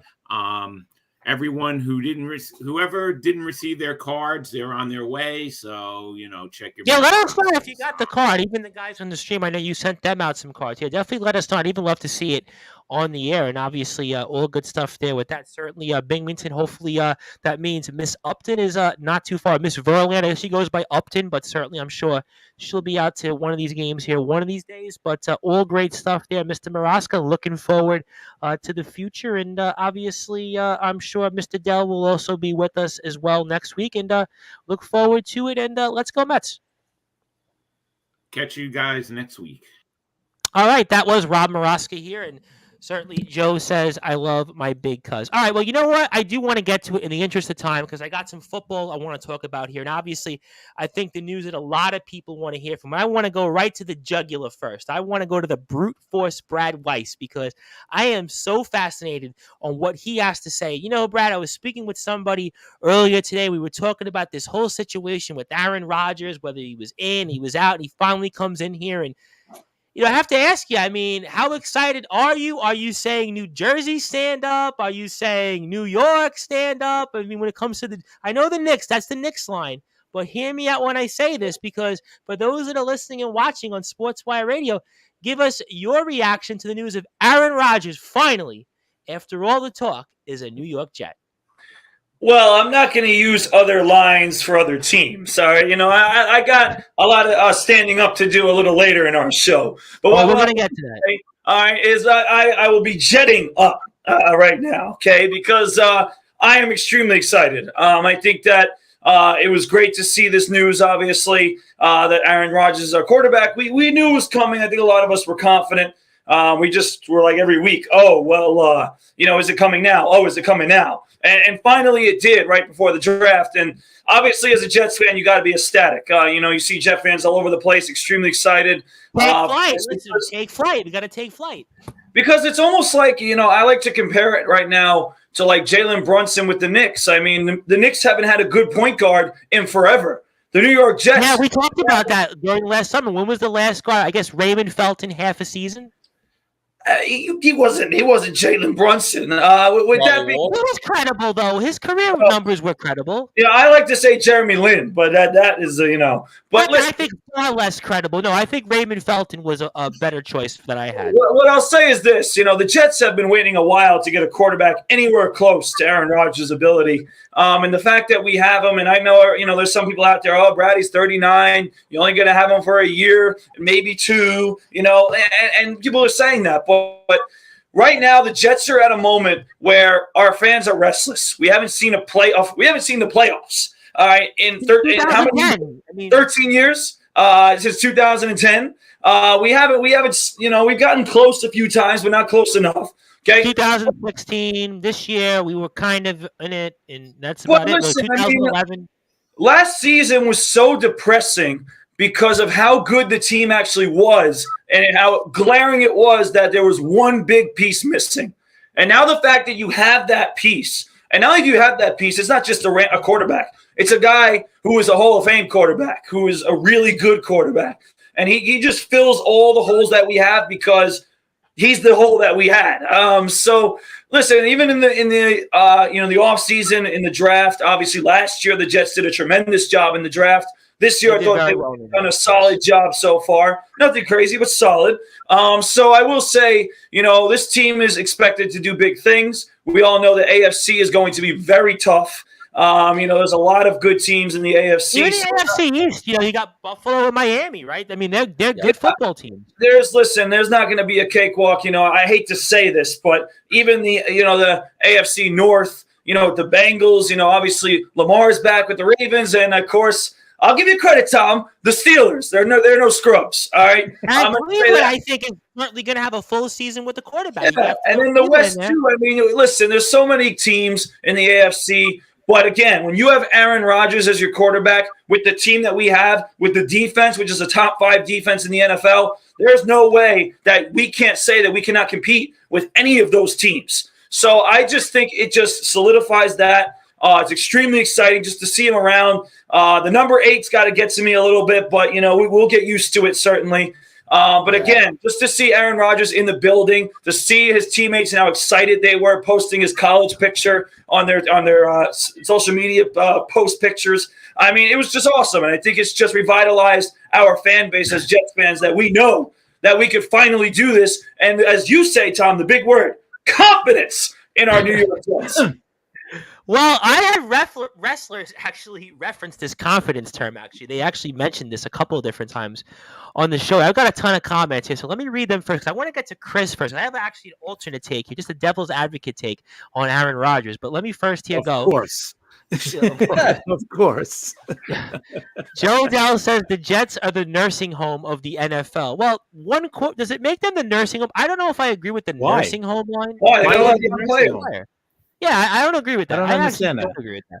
And I'm usually a guy that'll take people's side on things. Let's hear the brute. I'm listening. Anthony Finkel, let's go Jets. Anthony Finkel, I think, were you at the draft party? Because he asked me to go to the draft party, but unfortunately I wasn't able to go because I had other attending things. We had a wrestler actually on last night, which was why.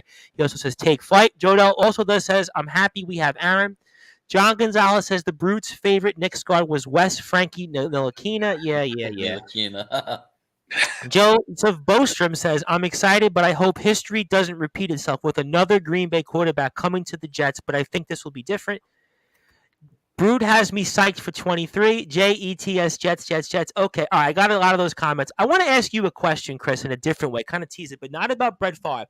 Last year, the Denver Broncos bring in Russell Wilson, right? Similar pedigree, right? Super Bowl winning quarterback, great legacy, Hall of Famer, most likely. He's got the resume, speaks for itself. He's won. All he's done is won since he's been in the league. And we saw what happened with the Broncos. Also a great defense, and it was a disaster, right? So obviously here, just to play devil's advocate, why will this be different with Aaron Rodgers compared to the Denver Broncos and Russell Wilson? Well, I think for one thing, Russell Wilson was pretty bad at the end of his Seahawks run, right? The last year and a half, he wasn't that good. And Rodgers was okay last year. We went over his stats. Well, he was supposedly he played most of the season with a broken thumb, right? Yeah, I think he broke it against the Giants in the game in London. Yep, that was middle of the season. Right. Yep, and played like the last 10 games with it. Yeah, I think from there on he hurt. And I think, you know what else affected him too last year? They didn't say this, but I think part of it too was he didn't show up for any of the OTAs and all that stuff. And he had all new, receivers he had to work with, all these young kids. I thought he should have been there from day one. He should have played more in the exhibition games, and he didn't. Just to get some kind of rhythm with these guys, I thought maybe that would have sped it up, but it didn't matter. I think the broken thumb had the most effect on it. But that's why I think that's the difference between the two. But I think also, too, like you Brood, I think, said this about Aaron Rodgers. He gives us a chance, right? He can go toe-to-toe with the Joe Burrows and, the Josh Allen and obviously Patrick Mahomes. He could go toe-to-toe with these guys. We have a shot because I look at it this way. Our plan B, it sounded like it was going to be Ryan Tannehill, right? And for me, Ryan Tannehill would get us into the playoffs. This is a playoff team with an average quarterback. Tannehill's an average quarterback. We would have made the playoffs. Would we have beaten any of the good teams in the playoffs? Probably not. Because he can't put up the big numbers against these guys. And we're going to have to score, points. Yep. Our defense is as good as you're going to get, but they're not going to hold, Mahomes down to, 10 points. And we're not going to no way. You know what I mean? It's just not going to happen. But that's the difference. So now we got a guy who can go toe-to-toe with them. We have the offensive weapons that he can use to, throw 340, 3 touchdowns if he has to. So I think that's the big difference. And now we got a shot. That I look at it that way. I didn't like the trade with no insurance of if he can't play more than one season, right? We had no insurance at all. Like if he quits after year one, that's it. We gave up 2 high draft picks, and now we're stuck with $100 million of payroll on this guy. But it sounds like he's going to stick around for at least 2 years, so I'm happy about that. So it's not bad, the second round pick next year is going to be a first rounder, most likely, right? As long as he stays healthy. So that shouldn't be, it is what it is. We got Aaron Rodgers for at least, I'm looking at 2 years, and in 2 years, we got a little window here. We got our players. I think we got a shot. I'm not saying we're going to go to the Super Bowl and we're going to beat Patrick Mahomes in the playoffs, but we have a shot. Without him, we don't have a shot, right? Whether it's Zach Wilson or Tannehill, I guess somebody else, Yeah, I guess if you look at the quarterbacks in the AFC, Allen, Mahomes, Burrow, maybe Herbert, then Rodgers, I guess, and then Lamar Jackson's kind of in the mix as well. So, I would definitely put him in that 6. Throw Trevor Lawrence in there too. Yep. Yeah, you could do that. Yeah, Trevor Lawrence, played a year and a half. You have to throw him in there as well. Rodgers as the third best quarterback in the AFC. You put him over Josh Allen, not Joe Burrow, right? Because Joe Burrow's won, I think, 6 playoff games, 5 or 6 I'm not going to put him over Burrow yet, but I because he's a little bit older and he's got the experience now. It's, Burrow. I'll put him as the third best in the AFC. Okay, all right. You're taking a certainly high optimistic tone. I'm still going to say top 5 or 6, but John Gonzalez wants to say, I was at the draft party last night. I haven't seen so much excitement since the Brutes best the Herrick's team. Is that the highlight of your career, the Herrick's win? Because I know you've had some highlights at SJC, but was that the highlight of your career? Are you kidding me? No, that was not the net. Did you get that? By Chris. I gotta say that was a good one. I've had some really good wins. Especially against Baldwin, some of the better teams. I will give you this: the team the last 2 years has had some wins. I know, obviously, definitely. I've heard through the grapevine had some wins. Just this weekend in a tournament. I was going to save that for the closing thoughts. I was going to save that. I'm just saying this whole Herrick's game. This is big. Come on. Can't save it. I want to get to Bill because I want to get a different perspective. But John Gonzalez would like to say it's now or never for the Jets. This time is now. They haven't had a QB like this since Namath. Yeah, sure. We had Favre. They had Favre for the 1 year. He did have a Super Bowl under his resume. The Jets, if you think about their history, right? Ken O'Brien was okay. Probably doesn't get the respect he deserves. Testaverde was okay. Pennington had, 3 good years maybe? Yeah. The Jets haven't really had a great quarterback. He was in a Super Bowl with Cincinnati. Well, you said Boomer. Yeah, Boomer. Boomer had one season, right? Maybe 2 years with the Jets, right? We played 3 for them, if I'm not Play mistaken. 3 for them. Yeah. Technically, we had Neil O'Donnell after he was in the Super Bowl with Pittsburgh. That's a name I haven't heard in a Right. while. Neil O'Donnell, boy. He was really bad with us. But that's unfortunately the resume. But Billy, I'm curious from afar. Now I'll get to the draft in a second because I do want to get to Justin. I want to ask a couple of thoughts on the draft. I mean, what do you make of this move from afar? Obviously, Jets get this move and Aaron Rodgers, and I do agree with John Gonzalez. There's a window here of, I think, no more than 2 years. It might even be 1 year, just based on this guy and off the field and what he's got left. And what's your impressions on this as a Giants fan? Yeah, the Jets are all in, and that's a good thing. They should be all in with the roster they have. The thing is, you go all in, you damn well better win. You got to win a Super Bowl, and I think it has to be this year because I know Aaron Rodgers sounds like he's going to play 2 years. That's great. Till he goes into the darkness after the season and the gnome he hallucinates, whatever the hell goes on in there, tells him it's time to walk away, and he retires. So, they're all in. They got the roster. They needed a quarterback. They went after the big swing. They have to have the coaching staff. They better hope that Robert Saleh figures out clock management. They better hope that the defense keeps playing the way they did last year. And they better hope that Taylor Hackett is the coach they think they're getting. Because before he was with the Packers, when LaFleur called the plays, he was not a good coordinator. So they better hope that, Hackett is more than just the guy who convinced Aaron Rodgers to come in. They better hope he has something different from the last time he called plays to actually get some damn wins. Yeah, I think that's a great point because I do think that obviously there was a period of a couple years back where we spoke about this on one Sportswire show that Rodgers actually struggled a bit. And this was a team we were kind of wondering, what's the future of Aaron Rodgers? It was about 4 or 5 years ago, and the Packers had a couple of off years, and obviously they turned the corner in 20 and 21, but didn't get to the Super Bowl ultimately. And again, he's going to be on the clock. I mean, obviously this is a Jets team. Like you said, Robert Saleh and clock management. We spoke about this a lot on Sportswire shows. I mean, regardless of the quarterback, they definitely struggled here. And Joe Dell's got actually a good question before I get to Justin. Billy, as a Giants fan, can you let us Jets fans know what it feels like to actually get to watch your team in a Super Bowl live? Wow, Billy. I mean, what do you make of that? Yeah, it was great. It's the only championship I've seen any of the teams I root for actually win.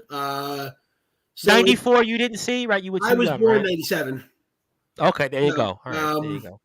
Yeah, it's the only championship I've seen. It's the only I don't remember the Mets World Series from 2000. I remember painfully the World Series in 2015. Yeah, 2015, we all remember that. But we didn't win in 2000 anyway. I mean, the only championship I've ever seen are the two Giants championships, and it's a great feeling. And it was a good feeling for different reasons. Because in 07, nobody thought they could do it, and the catharsis. Because I always hated the Patriots, I always hated Tom Brady. Of not only winning a Super Bowl, but also ending that undefeated season was something special. And then the second Super Bowl, I think a legacy game for Eli Manning. I think a legacy game for Tom Coughlin. Really pushed them into that. It might put them into Canton. There's a very strong possibility. I think Coughlin was probably going in either way because he also had a lot of success with the expansion Jaguars team. I don't think Eli Manning was in that second Super Bowl. And it really, watching those games, it impressed upon you one play in a Super Bowl, one play can completely change the game in both games. Obviously, 07, the helmet catch David Tyree. Oh, my God. And 2011, the catch by Mario Manningham down the sideline when he somehow got his feet down on a play. Good point. And that's where Aaron Rodgers is big for the Jets because he can make that one play that can, be the difference between winning and losing a conference championship game or a Super Bowl in a way that, as much as I think Derek Carr would be a fine addition for the Jets, I don't think he can make that one play if it needs to be made. So, they're, like I said, they're all in, and with their roster, they should be all in. But, I'm not going to have an opinion on this until I see if they fly a banner as a result of this or not. And that's, again, it's so funny that you said that because I was thinking about myself in the Brewfoot. I think, Justin, you saw the Devils win the 2003 Stanley Cup, right? So you remember that, right? The 2003 Stanley Cup? And 2000. Okay, so you had two, right? Chris is a Yankee fan, so you got countless World Series. But, Brad, we actually haven't seen our teams win a single thing. I mean, that's where we share the same thing. I'm 0 for the other three sports, Jets, Nets, and Mets. I'm 0 for. You got those two Stanley Cups. So you do have one with the Devils. I mean, I was 20 years ago, right? What's that? Spell. The last cup was 20 years ago, right? I was thinking about that as you guys are up 3-2, and I'll get to that in about 10 or so minutes. But I was thinking about that. The Devils have had like no success since the '03 Cup. But Brad, we've had no championships, no nothing. Listen, I'm a New York Knicks fan. They haven't won since. My parents are barely born. The Jets. 73 really. The Islanders, Chris, I think you saw the Islander Cups, which I also got to bring up. That's 83 now. I wasn't even born. I was nowhere near being born for that. The Mets have won nothing. I have no recollection of the Mets winning anything. I've got the 2000 World Series in 2015, like he just said. The other sports, Jets, nothing. Knicks, Nets, nothing. So I don't know what to say. I really don't know what to say there on that. But I want to get to Justin's take in a second. But I will get to John Gonzalez. The center of the Jets drafted outside of Peter Skoronski is the best interior lineman in the draft. He is huge, 6'6", even bigger than Brad. I wish you guys were there for the '86 Mets season. Impossible to put in words how amazing it was. Nothing like it before or after in the MLB. The Eagles improved even more. Carter and Smith are awesome. All right, Justin. So we heard from these guys. I'm dying to hear what you have to say about Mr. Aaron Rodgers, and just, what do you think here? And is it different or similar or any other alternate takes you might have than what we've already heard so far? Well, first of all, I'm gonna come from the top rope and slam down your take on the whole comparison to the whole Russell. I'm loving the wrestling reference, though. I guess you must be hearing enough of us with these wrestlers. We had one guy actually. I'm always popping on the show, especially when you have Randy on talking wrestling, hockey, and all that stuff. So I definitely hear a lot of that. But, listen, one of the biggest differences between Russell Wilson and Aaron Rodgers, obviously there's the similarity of Nathaniel Hackett, right? Hackett was hired to be the head coach of the Denver Broncos last year.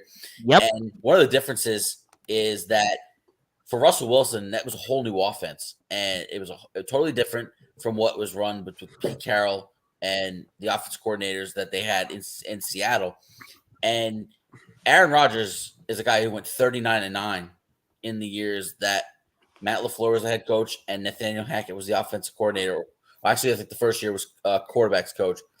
But, with Nathaniel Hackett on the Green Bay sidelines. And that was some of his best success, especially in the latter portions of his career where he won 2 MVPs. And I think the transition is going to be seamless. And especially having Alan Lazard there will certainly help with the rest of the receivers. And obviously you can't deny how great of a rookie year Garrett Wilson had. And it was very refreshing to even see on Jets Twitter yesterday him out on the practice field throwing the ball to Alan Lazard. He's already there. He's already in meetings with team. He's already doing things around the facility, and he's already committed to being in New Jersey full time to be around the facility. And having Aaron Rodgers be all in was what you want. And, I do look at this as like Chris said, a 2-year window. I do think, he might not officially commit to 2024. I think he's in the back of his mind committed to 2024. And, when the contract officially comes out, you'll see that he's committed to multiple years. Even though the Jets owe him $107 million next year, obviously they'll work on pushing that money back, but he's not going to count much against the cap, And I think there was John's comment about the center that they drafted tonight. Yep. Listen, anytime you get an offensive lineman from Wisconsin, they're a dog. They're good. Usually, they are a factory when it comes to. Well, they're great running backs. Also, they've always had good running backs. Always been good in that position. Always been good there. Arguably one of the better running backs in the league is Jonathan Taylor from Wisconsin. But it's go time now. And to me, bare minimum is the AFC Championship game. Bare minimum. Wow. Okay. All right. I think Jets might take a win in the playoffs. It's winning time. I don't see any reason why this team isn't 12-5, 13-4. And I know the schedule's going to be a little bit difficult. There's going to be some really good teams on the schedule. Playing the defending champs, the Chiefs. You're playing the Eagles as well. You're playing the Cowboys. You're gonna play some really good teams. But I don't see any reason why this team can't win a ton of games this year. Obviously, compete for the AFC East, have some home playoff games. That would be nice.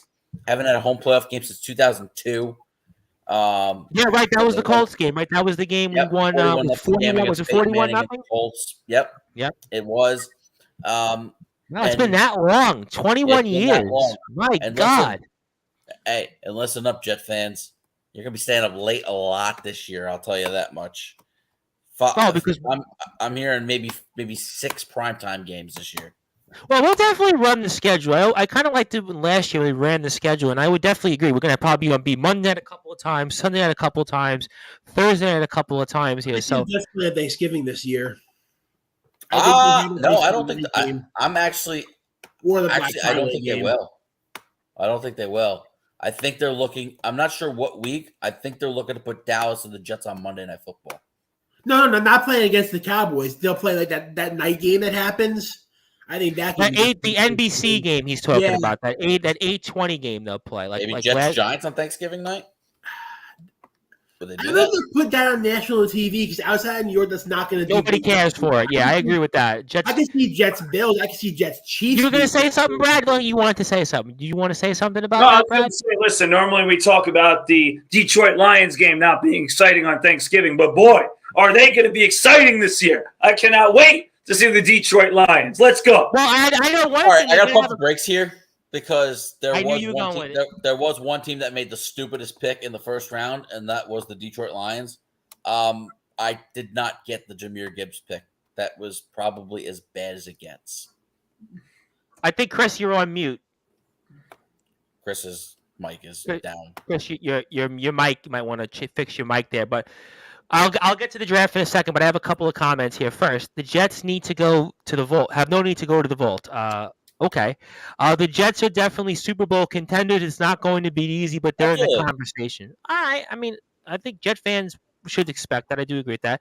I hope so. We need an O lineman badly. But I have one for you, Brad, very quickly, because I want to talk the draft, and then I want to get to the NHL and the NBA and the amount of time that I have allotted. But there was a guy that we had on, I can't say a guy, but it was almost a thing. It was this killer rabbit that we had on a couple of weeks ago on Sportswire. It was actually on Easter of all things, right? And John Gonzalez apparently was watching the stream, and he wanted to know if you'd like to face off, maybe whether it's in a steel cage, whether it's in a boxing ring somewhere, or the basketball court, or maybe like, what was it with the famous NBA bloopers where Charles Barkley punched a mascot or something like that? I'm trying to think of one of these things I've seen in the old NBA TV highlights, but would you want to face off or kill a killer rabbit by any chance? So let me say this, by the way, before we transition to the draft, okay? Listen, just like John Gonzalez and everybody else, I tune in sometimes to some of these shows you're doing with these wrestlers, Tom Bryce, okay? And I heard you the other day talking to, I forget his name, the Chiefs guy. All right? He's Logan. He's big, by the way. He's huge. Right? And all of a sudden I'm listening, and I hear something about me, the brute force, on the show about how the hell did you hear that of all people? Wow. I mean, I was like, how am I coming up in this conversation about how, I could be a wrestler? I don't even remember how you came up in this. I actually have to go listen to the tape now. I have no idea. Oh, my God. So, listen, all of a sudden, between guys like James D. Simone and other guys, John, you guys are all trying to get me on these wrestlers' radar to battle them. Listen, well, that guy was big, though. The Big Chief, he's a big fan of ours. He is that these dudes are champions. I mean, you want me to go up against them? I mean, I can't even go up against somebody. Yeah, you're a champion basketball player. You're a college basketball player. I ain't a champion wrestler. I mean, listen.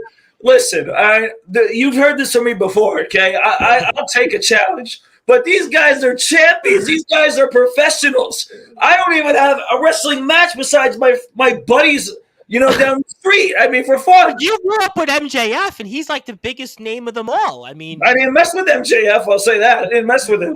I don't blame you.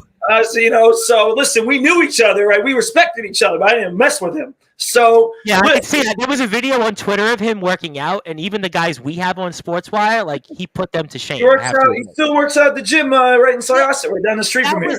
They showed him from there, and he was like, his arms were even bigger than the guys I have on. The guys that I have on. Yeah, so I mean, Max was a beast. I mean, he was an amazing football player. But listen, with this stuff about me wrestling all these champions, all right, let's calm down. All right, let's calm down. All right, I am not a champion wrestler, and everyone knows I have no chance. So why is my name coming up every time? I mean, I respect it, but at the same time, let's pause the brakes on me getting. Well, this one John Gonzalez is taking credit for, so I'll say that here. Brute Force, the next Logan Paul. I don't know about that. I mean, it was me. Yes, listen. I actually forgot how you came up. It was actually John Gonzalez. I don't even remember how you came up in that conversation. I have no idea. But the Big Cheese does like us, by the way. He's a big fan of us. He listens to us. He actually messaged me on Facebook, and he was talking the other day, like, "What do you guys talk about in these American sports?" He was going on about it. He goes back and watches. A lot of the guys do, but in the interest of time, I want to ask everybody here quickly thoughts on the NFL draft and the Jets and Giants. Where do we go from here first? I'm going to go with Billy, then I'll go with Chris. Hopefully his mic is fixed, and then Justin and Brad. Then I want to get to the NHL and the NBA, which I'm dying to hear from these guys on. So, Billy, give me thoughts on the Giants, and then I'll go with Chris and Justin and Brad on their other thoughts on the draft. Yeah, so the Giants, I have loved the Giants have done this draft. Deontay Banks, cornerback out of Maryland, traded up to get him. I don't love giving up 2 picks to move up 1 spot, but that's nitpicking a little bit when one takes a 7th-round pick. They needed another cornerback because outside of Adoree Jackson, it's garbage. All right, I don't even remember the guys they had. I remember they were bad. I don't know how they managed to lock up Justin Jefferson for a playoff game. That was a miracle that we'll never see the likes of again. They need a cornerback, and Adoree Jackson, not a guy who gets seasons healthy very often, not a guy, who's going to be here much longer, I don't think, because his contract's up after this year, and the Giants don't seem to be feeling any kind of urgency to keep him around past this year. So cornerback was a huge position in need. I think they got a really good one, especially one who fits in well with Wink Martindale's scheme, because Wink Martindale is not really interested in creating turnovers. He is interested in creating sacks. And Banks can cover. Banks. I'm sorry. He can cover guys long enough to let the pass rushers get to the quarterback. So ultimately, he's not a big ball hawk. Doesn't need to be a big ball hawk on this defense. And then you go to day 2. John Michael Schmitz. I love that pick. I was actually hoping the Giants were going to trade up for him. Up after the Jets took their offensive lineman, I was hoping the Giants would move and get him because I thought there was going to be a run on centers. The Giants desperately needed one, and they got a really good one out of Minnesota, which, much like Wisconsin, is an offensive lineman factory. And then, 3rd round, they get, the Blitzenkoff winner, Jalen Hyatt, who had a great year. Didn't really do it before that. I'm not sure he's going to be a number 1, but certainly, Darius Slayton's on a 1-year deal. Paris Campbell's on a 1-year deal. Certainly you bring in someone who, you'll have for 4 years. Wan'Dale Robinson's coming back from an injury. Sterling Shepard's coming back from an injury. So there's a lot of question marks in that wide receiver room. And I think adding someone who had an amazing year last year is not a bad idea, especially in the 3rd round when you're not looking for a guaranteed superstar down the road. Yeah, I think those are good points, and I think obviously we'll see what happens with Shepard. Obviously, that was a loss for them, and obviously we knew that the Giants had to do something on the receivers, and it was certainly even a miracle that this team, as you pointed out, won that game against Minnesota, but then against Kirk Cousins. We always speak about guys that just never come up in these spots, but Joe Dell says goodbye. We thank Joe Dell, and Chris, I hope that mic is fixed, and wanted to get your perspective. I know you've given me a show with Sharman. I want to definitely play that this week, and I think I'm live one time on Sunday, so I'll definitely play it before then. But give me your impressions on the draft for our New York Football Jets. Got me? Yeah, you sound good. great. All right, cool. You know what? The 15 pick, it turned out to be, we had to swap the 13 and the 15 Saw that. because of Aaron Rodgers, and that ended up costing us a tackle because the 14 pick, the Patriots traded out, and Pittsburgh moved up and traded and drafted Broderick Jones. That would have probably been our pick at 15. But anyway, we ended up getting a really good edge rusher. Will McDonald, guy seems like he's a freak, 230, 6'6". So I like him. I like the move. It wasn't the probably ideal pick that we would want there. I think they were really going for an offensive tackle, but the top 4 were gone by then. So you didn't want to reach for the next one at 15. So this was probably their highest graded player on their chart, and they had to do it. So, they probably wanted to trade down, but nobody, didn't get any good offers. So that was that pick. And then the second round, we got the center, the big center. I mean, we needed a center. We actually just signed Connor McGovern for like $1 million for like nothing. Really cheap deal. This year. Yeah. So I think he can play guard if he needs to. He can handle all three interior positions. Yeah. I think he'll end up being the backup now, and they'll start this kid. I like it so far. I mean, their next pick is going to be in the 4th round.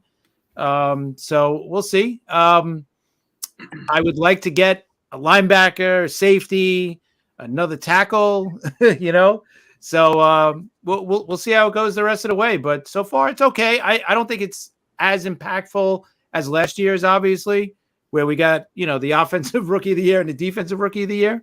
I don't think it'll be that impactful, but I like it, and getting an edge early. You got to remember, you got Lawson, who's got one more year left, and you got Huff, who's going to be a free agent after this year too. So, those guys are most likely gone after this year. So this guy's going to, move right in. So I like it. Tom, hold on. All right, because we all know that Chris also roots for the Eagles. I got to hear his opinion on the Eagles draft because actually, you really want to know? You said that because I think Billy wants to hear it. Actually said that. I mean, he said the Eagles drafted a couple of monsters. So actually, let's hear it from our NFC champions there. Let's go ahead. Let's do it. I mean, you got to love the first 2 picks, obviously, in the first round. They got Jalen Carter falling to the number 9. They had to trade up. They traded a 4th round pick to move up one spot, and they end up getting arguably the best player in the draft in Jalen Carter. And then I don't know how Nolan Smith lasted all the way to the 30th pick, but he did, and we ended up getting him. So we're basically rebuilding the Georgia defense. I was going to say, you guys got 2 Georgia guys. Was that like Nakobe Dean and Jordan Davis last year, yeah. So, and they're all probably going to be big time, performers this year. And then in the 3rd round, they picked up a couple of guys, a tackle, Tyler Steen from Alabama, and Sidney Brown, right from Illinois, is right. That's the DB. So those are guys are more reserve guys for them right now, but they might be moving into starting roles in another year. So I like it. Howie Roseman is, arguably the best GM in football. Yeah, look at that team, right? 3-4 years ago, we were like, where is this team going to be? And now you look at them. I mean, they're primed and poised to be really the cream of the crop in the NFC for a long time. Let me jump in real quick. Absolutely, of course. For the rest of the week, stop making trades with the damn Eagles, all right? They're going to get better from them. You're not winning them. Stop doing it. For the love of God, I'm tired of them bouncing on the board, getting the best players available. Stop making trades with Howie Roseman. It needs to end. And listen, I think that a lot of people would probably agree with you on that. And everybody seems to be really high on the Eagles draft. And John Gonzalez also wants to say, I'm not sold on Anthony Richardson at number 4. And really? You want to jump in, Justin, and give a few thoughts on the draft? Anything else Jet related or even draft related? I'm happy to give you the floor. Quick thought on the Jets. Leave it to Bill to screw us again, right? Yep. The Jets end up having the pick swap in the Aaron Rodgers trade, which puts them 1 pick behind the Patriots. They trade with the Steelers. The Steelers take Broderick Jones at 14. Yep. And obviously, Jets end up going best player available. Taking Will McDonald, and I like it. The Jet offense. They obviously taking the center in the 2nd round. The Jet offense is pretty good. Obviously, hopefully they'll continue to get more depth on the offensive line. But this was a good opportunity to give Rob Salo more toys on the defensive line because he loves rotating 8, 9 different guys, and he keeps guys fresh. And I think that could really pose a problem for opposing offenses late in the year when the Jets are able to keep their guys so fresh, provided guys stay healthy. Obviously, that's the number 1 key. But to have that kind of depth where they could just continue to rotate guys in and out, I think is going to be frightening for opposing offenses. As for John's comment on the quarterback, I got to be honest, and even though CJ Stroud's an Ohio State guy, going number 2 to Houston, I gotta say Anthony Richardson is my favorite quarterback in this draft. I really think he's going to be I think he's going to be a stud. And I think the Colts hit a home run here. I'm not crazy about Bryce Young translating to the NFL. I think Stroud. I think the Texans are in a little bit better situation now, so I think he's going to end up being pretty good. I'm not shocked at all about the whole Will Levis fall. I was not high on him at all. He's bad. He's bad. He's not that. I don't think he's going to be that good. I think Anthony Richardson. Now, I'm trying to remember if the Colts signed a veteran quarterback this offseason. I think they signed Minshew, didn't they? I think you might be right. And I think so. The reason why I say that is I want Richardson to sit this year. Yeah. Because I really think sitting Minshew, they signed Minshew. Crackstaff has let us know. That's who they signed. Gardner Minshew? Okay. If I'm the Colts and I'm Shane Steichen, their new head coach, I would play Gardner Minshew this year. I would let Anthony Richardson sit in the system, allow him to learn, but I think he is going to end up having the highest ceiling of all the quarterbacks, and I think he's going to be a tremendous athlete. He's a freak show. He's big. He's got a rocket arm. He's got the athleticism. I think he's really got all the tools needed to be a really good quarterback. All right, here. Also, John Gonzalez says the Cowboys drafted Schumacher as a sleeper pick. Watch for him. Fair point there, obviously. They wanted that. It's funny. They wanted that. They wanted that Dalton Kincaid, the guy Buffalo got. But I think the Giants traded with the Seahawks, and the Seahawks traded with the Bills, and that's the pick that jumped in front of Dallas to get the tight end. So obviously they were looking for a tight end in the draft, and that's who they ended up getting. I also the Jets draft class. I don't think Bill Belichick screwed the Jets. I think he actually helped the Jets, and here's why I'll say that. They missed an offensive tackle, and that sucks. They landed a good interior offensive lineman, and what I think they're going to have to do, and I think it's the best thing for them, is move Elijah Vera Tucker at tackle, where frankly I was more impressed with him than I was at guard his rookie year. He was really good last year. I will say that. I actually think missing a tackle here might be the best thing for the Jets. Because, I think Vera Tucker's a tackle. I know they drafted him as a guard, but he looked good as a tackle last year. I see no reason he can't play tackle at this level. Right. He proved it before he got hurt last year. He was he could be a good thing for the Jets.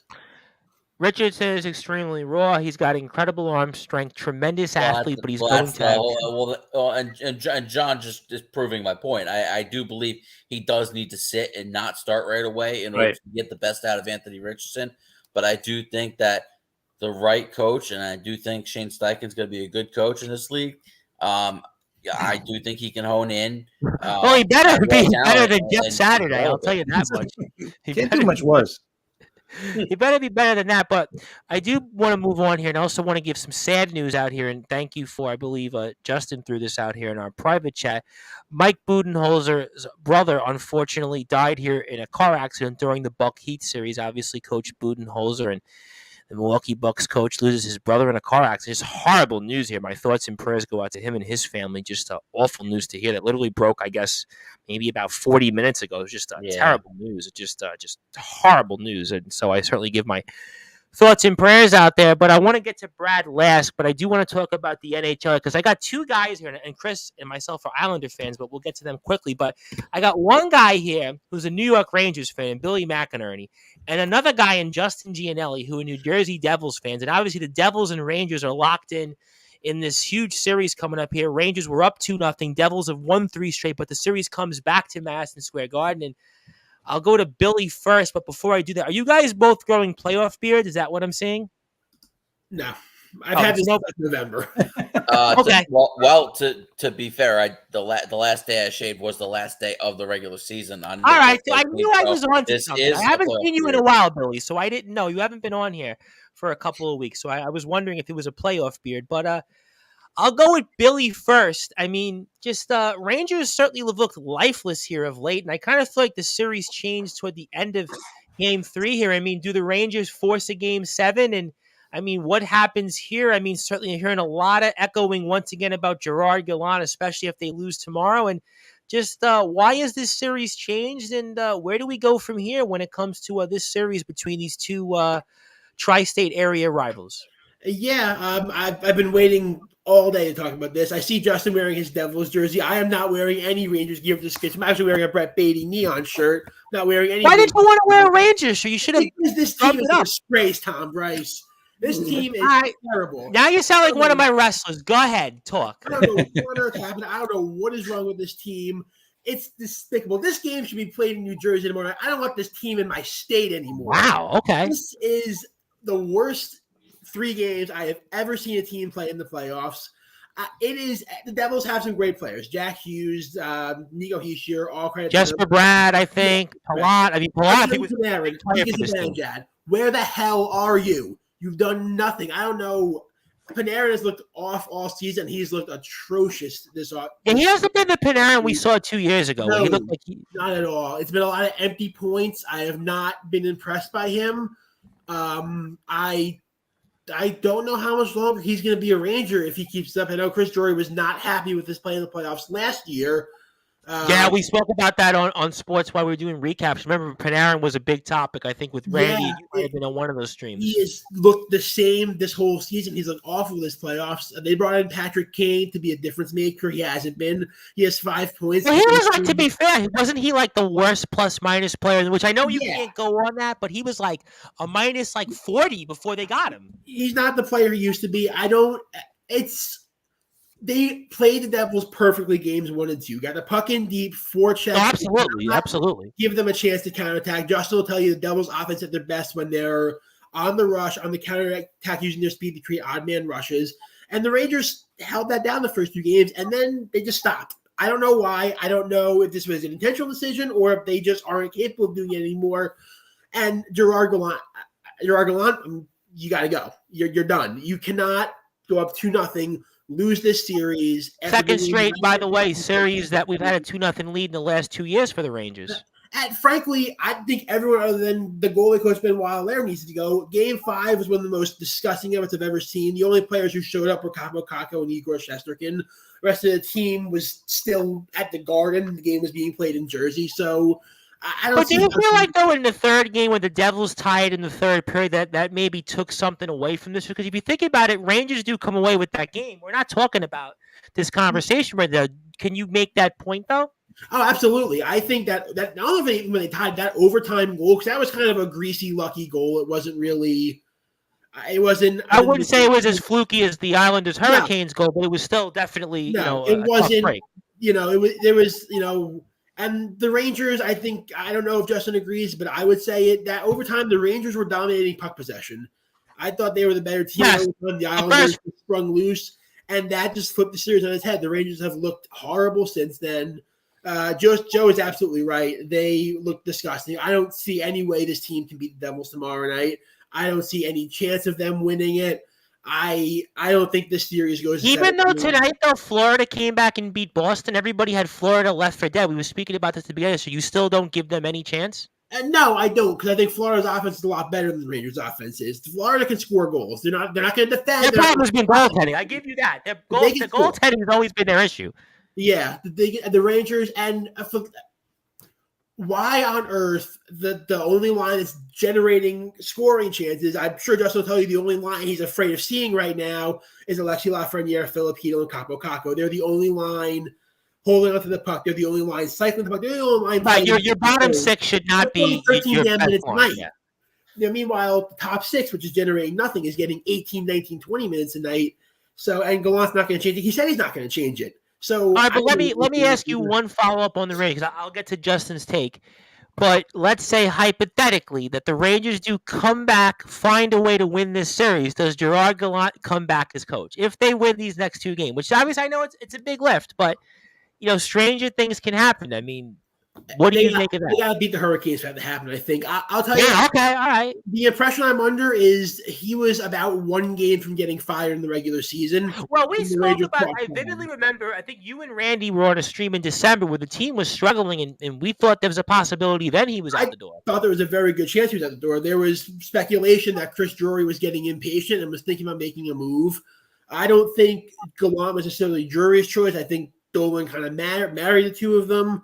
Gallant's never lasted long. He's never lasted more than 3 years. Well, it's a great point because remember with Florida, they got rid of him after the 2016 season. Look at the Golden Knights. I mean, he's almost turning into like a Mike Keenan, Peter Laviolette, just short leash, short window. It's a few years and then he's out the door. I think you have to at least get to the conference finals to justify bringing Gallant back for another year. I think that's going to be a strong lift right now. That I'm going to agree with you. Here's the thing that's really frustrating about the Rangers. I think the Panthers have a better shot at beating the Bruins than most teams do. I think they're giving them a shot tonight. I mean, they came back. They've won 2 games. They've won 2 on the road. I have to give Florida a shot. If the Bruins lose this series, the winner of the Rangers Devils series is the favorite to come out of the East, I think. So it's frustrating that they've completely fumbled the chance to have sort of an easy-ish pass through the East. Yeah, I think if you would have said to me right now that the Rangers would be down 3-2, I would have said, and again, I didn't have a dog in this race, and I'll get to Justin in a second, I would have said, what bong do you have? I could have seen it before the series started. I could have seen going into Game 6 down 3-2, but not after going. Not after being up 2-0, and the way they played those first 2 games. I mean, just no way, man. I mean, I just don't think, anything about that. And I have a couple of comments here. First, before we go to Justin, I had somebody else message me about something totally different, so we'll leave that at that. Rangers had no energy, will be done by tomorrow. Well, today, technically now.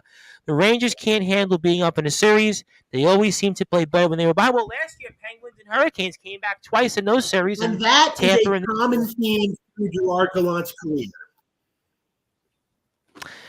Yeah, you know what? It's interesting because if I recall correctly, in the Islanders series, I think Florida was up 1-0 in that series, right? I think Florida won the first game. Then we had the Golden Knights series. Yeah, I mean, maybe. I mean, maybe it's just a matter of he might not be the right coach for this team. I mean, I don't know if it's coincidence or not, but unfortunately, he's one of these guys that just has a short leash and short window with these teams. But, Justin, you got to be a happy man right now because I know you're still not obviously counting the chickens before they hatch. But, I mean, if you would have said to yourself and Neil Villapiano last week that you'd be up 3-2 with the possibility of clinching here, and this Devils team could even have a chance of having home ice or at least having another round at home advantage, and the Florida Panthers could beat the Boston Bruins, you probably would have said, well, you're nuts. You might be nuts to begin with. But, I mean, talk about it from your vantage point, how the Devils have made this miraculous comeback. Well, first of all, I would like you to understand. I'd like you to know that there is not a person in the world who is less comfortable with a 3-2 series lead than I am right now. And why? Obviously, listen. I'm never going to at all count the Rangers out. I never will. I was not comfortable up 3-0 go after 2 periods last night. Even yesterday when the Rangers played. Listen, I know you were talking about that. I expected the third period to be the Rangers' best period of the series, and the Devils played their best period of the series. I mean, they played their most complete game last night. It was a complete showing on both ends of the ice, and Brad earlier brought up Shakira and the hips don't lie. Well, I'm going to say Akira because those pads don't lie. I mean, the change from Vitek Vanacek to Akira Schmid. Maybe it lit a fire under the team. Maybe tonight we saw it with Carolina. Listen, maybe it's the playoff experience. Look what happened. Starting to take shape for the Devils, but the change we've seen from games 1 and 2 to games 3, 4, and 5 has just been night and day. And you could definitely say game 3 was an even game for sure. Rangers definitely. Yep. I think that was the most even one of the series. That I agree. Better to play to in that game as well. I'd say that game was a really 50-50 game. Games 4 and 5, the Devils have been the much better team, and they've really grown confident and really believe that they can win this series. And obviously, as a fan, I obviously too believe that they can win the series, and I obviously think they can obviously finish this off tomorrow night. But I'm in no way, shape, or form gonna sit here and count the Rangers out. One of the biggest. Honestly, to me, one of the biggest favors Gerard Gallant did to me last night was moving Kako off the kid line. Once they I was gonna say, I knew you were gonna say that. Once he broke the kid line up, it's like, okay, you just took their most effective line. I understand you trying to jumble things up late in the game but he's done that to Ranger fans have been so frustrated with how he's played the Lions throughout this, even when the team's won. I don't know the lines in practice don't always indicate the lines at the game because I even said last Friday the Devils practice lines look like crap, and he didn't use those lines, and he went with Akira Schmid. He took Miles Wood out of the lineup. He took Brendan Smith out of the lineup, and I think that's another big thing that's changed in this series. Miles Wood and Brendan Smith were consistently committing dumb penalties and putting the Rangers on the power play. The Devils have become more structured. I wouldn't say it's the 90s and 2000s trap, but it's like they've just completely swarmed the neutral zone, and the Rangers breakouts have been. Well, the Rangers have had just so few. The Rangers breakouts have been non-existent, and I was going to say they've had very few chances in the second half of the series. And the Rangers are trying to be a little crisp on their passes, and it's allowing the Devils to get that open space, and that's what they like. The Devils like playing a wide open game, and it's dangerous because it can lead to wide open on the other end, but they're also being structured on the other end. Also, the play of their defensemen. You're getting great play on the back end from Ryan Graves and John Marino in the middle pairing, right? Jonas Siegenthaler and Dougie Hamilton offensively, they've really contributed in the series. So it's really been a team effort all around. But listen, you got to expect, no matter what Billy says, if you're the Devils, you got to expect the Rangers' best 60 minutes tomorrow night. And I expect them to come out at least the first 10 minutes to come out strong. And Lindy Ruff made a good comment prior to Game 5. It was the practice day on Wednesday before the game on Thursday. He said, "Listen, we can't be complacent. We have to expect the Rangers' best." And they did expect the Rangers' best, and that allowed the Devils to not sit back, and that allowed the Devils to continue to play their game because they did not get complacent. And I look for that again tomorrow night. Well, we're going to certainly find out here. And before I get to a very quick thought on Chris, before I move on to the Brewfoot, because I know he's chomping at the bit as we get to closing thoughts here. Avalanche 3, Kraken 1 after 2. Stars are up 3-1 over the Wild. 3:03 left there. Also here, as I spoke at the beginning of the show, Hurricanes beat the Islanders in overtime. And, of course, the Florida Panthers defeat the Boston Bruins 7-5. Joseph Bostrom says, as nervous as Justin is, I am terrified of tomorrow. We need to score first tomorrow night. Obviously, Garden crowd's going to try to will the Rangers in. But, Chris, I got to ask you very quickly. I know our season ends, unfortunately, and it was kind of a microcosm of the season. The Islanders had like 3 different games and all into one. Unfortunately, it leads them on a short end of the stick here in a heartbreaker in overtime.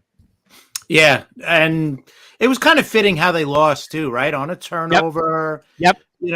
They can't score in a power play. It's just so frustrating to watch this team. I mean, and we've seen some bad power play for a few years now. I think we've spoken about this before. Like, when was the last time they had a really good power play on this team? Barzal's Huh? I think Barzal's rookie year when they had him. I was about to say the same thing. I feel like they were that first half of the season when they scored a lot of goals. I would say that 2017-18 season. Yeah. Other than that, these last 10 years where the Islanders have been resurgent, it's been power play hasn't been that great. That's something that they got to figure out. I don't think Lambert's going to get fired, but they got to figure out. I don't think they should get fired off this. They didn't get in. It wasn't an embarrassing season. It wasn't an embarrassing loss. I don't think so.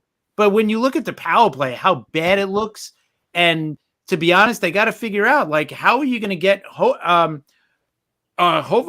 more into the game? Like, he was totally invisible in the series. I think he had 1 goal. Well, Butchie was saying early in the series. I mean, look, Butchie was saying, well, he's doing great on the other things. Well, he's killing penalties. He's smart out there. He's not here for that. I was about to say the same thing.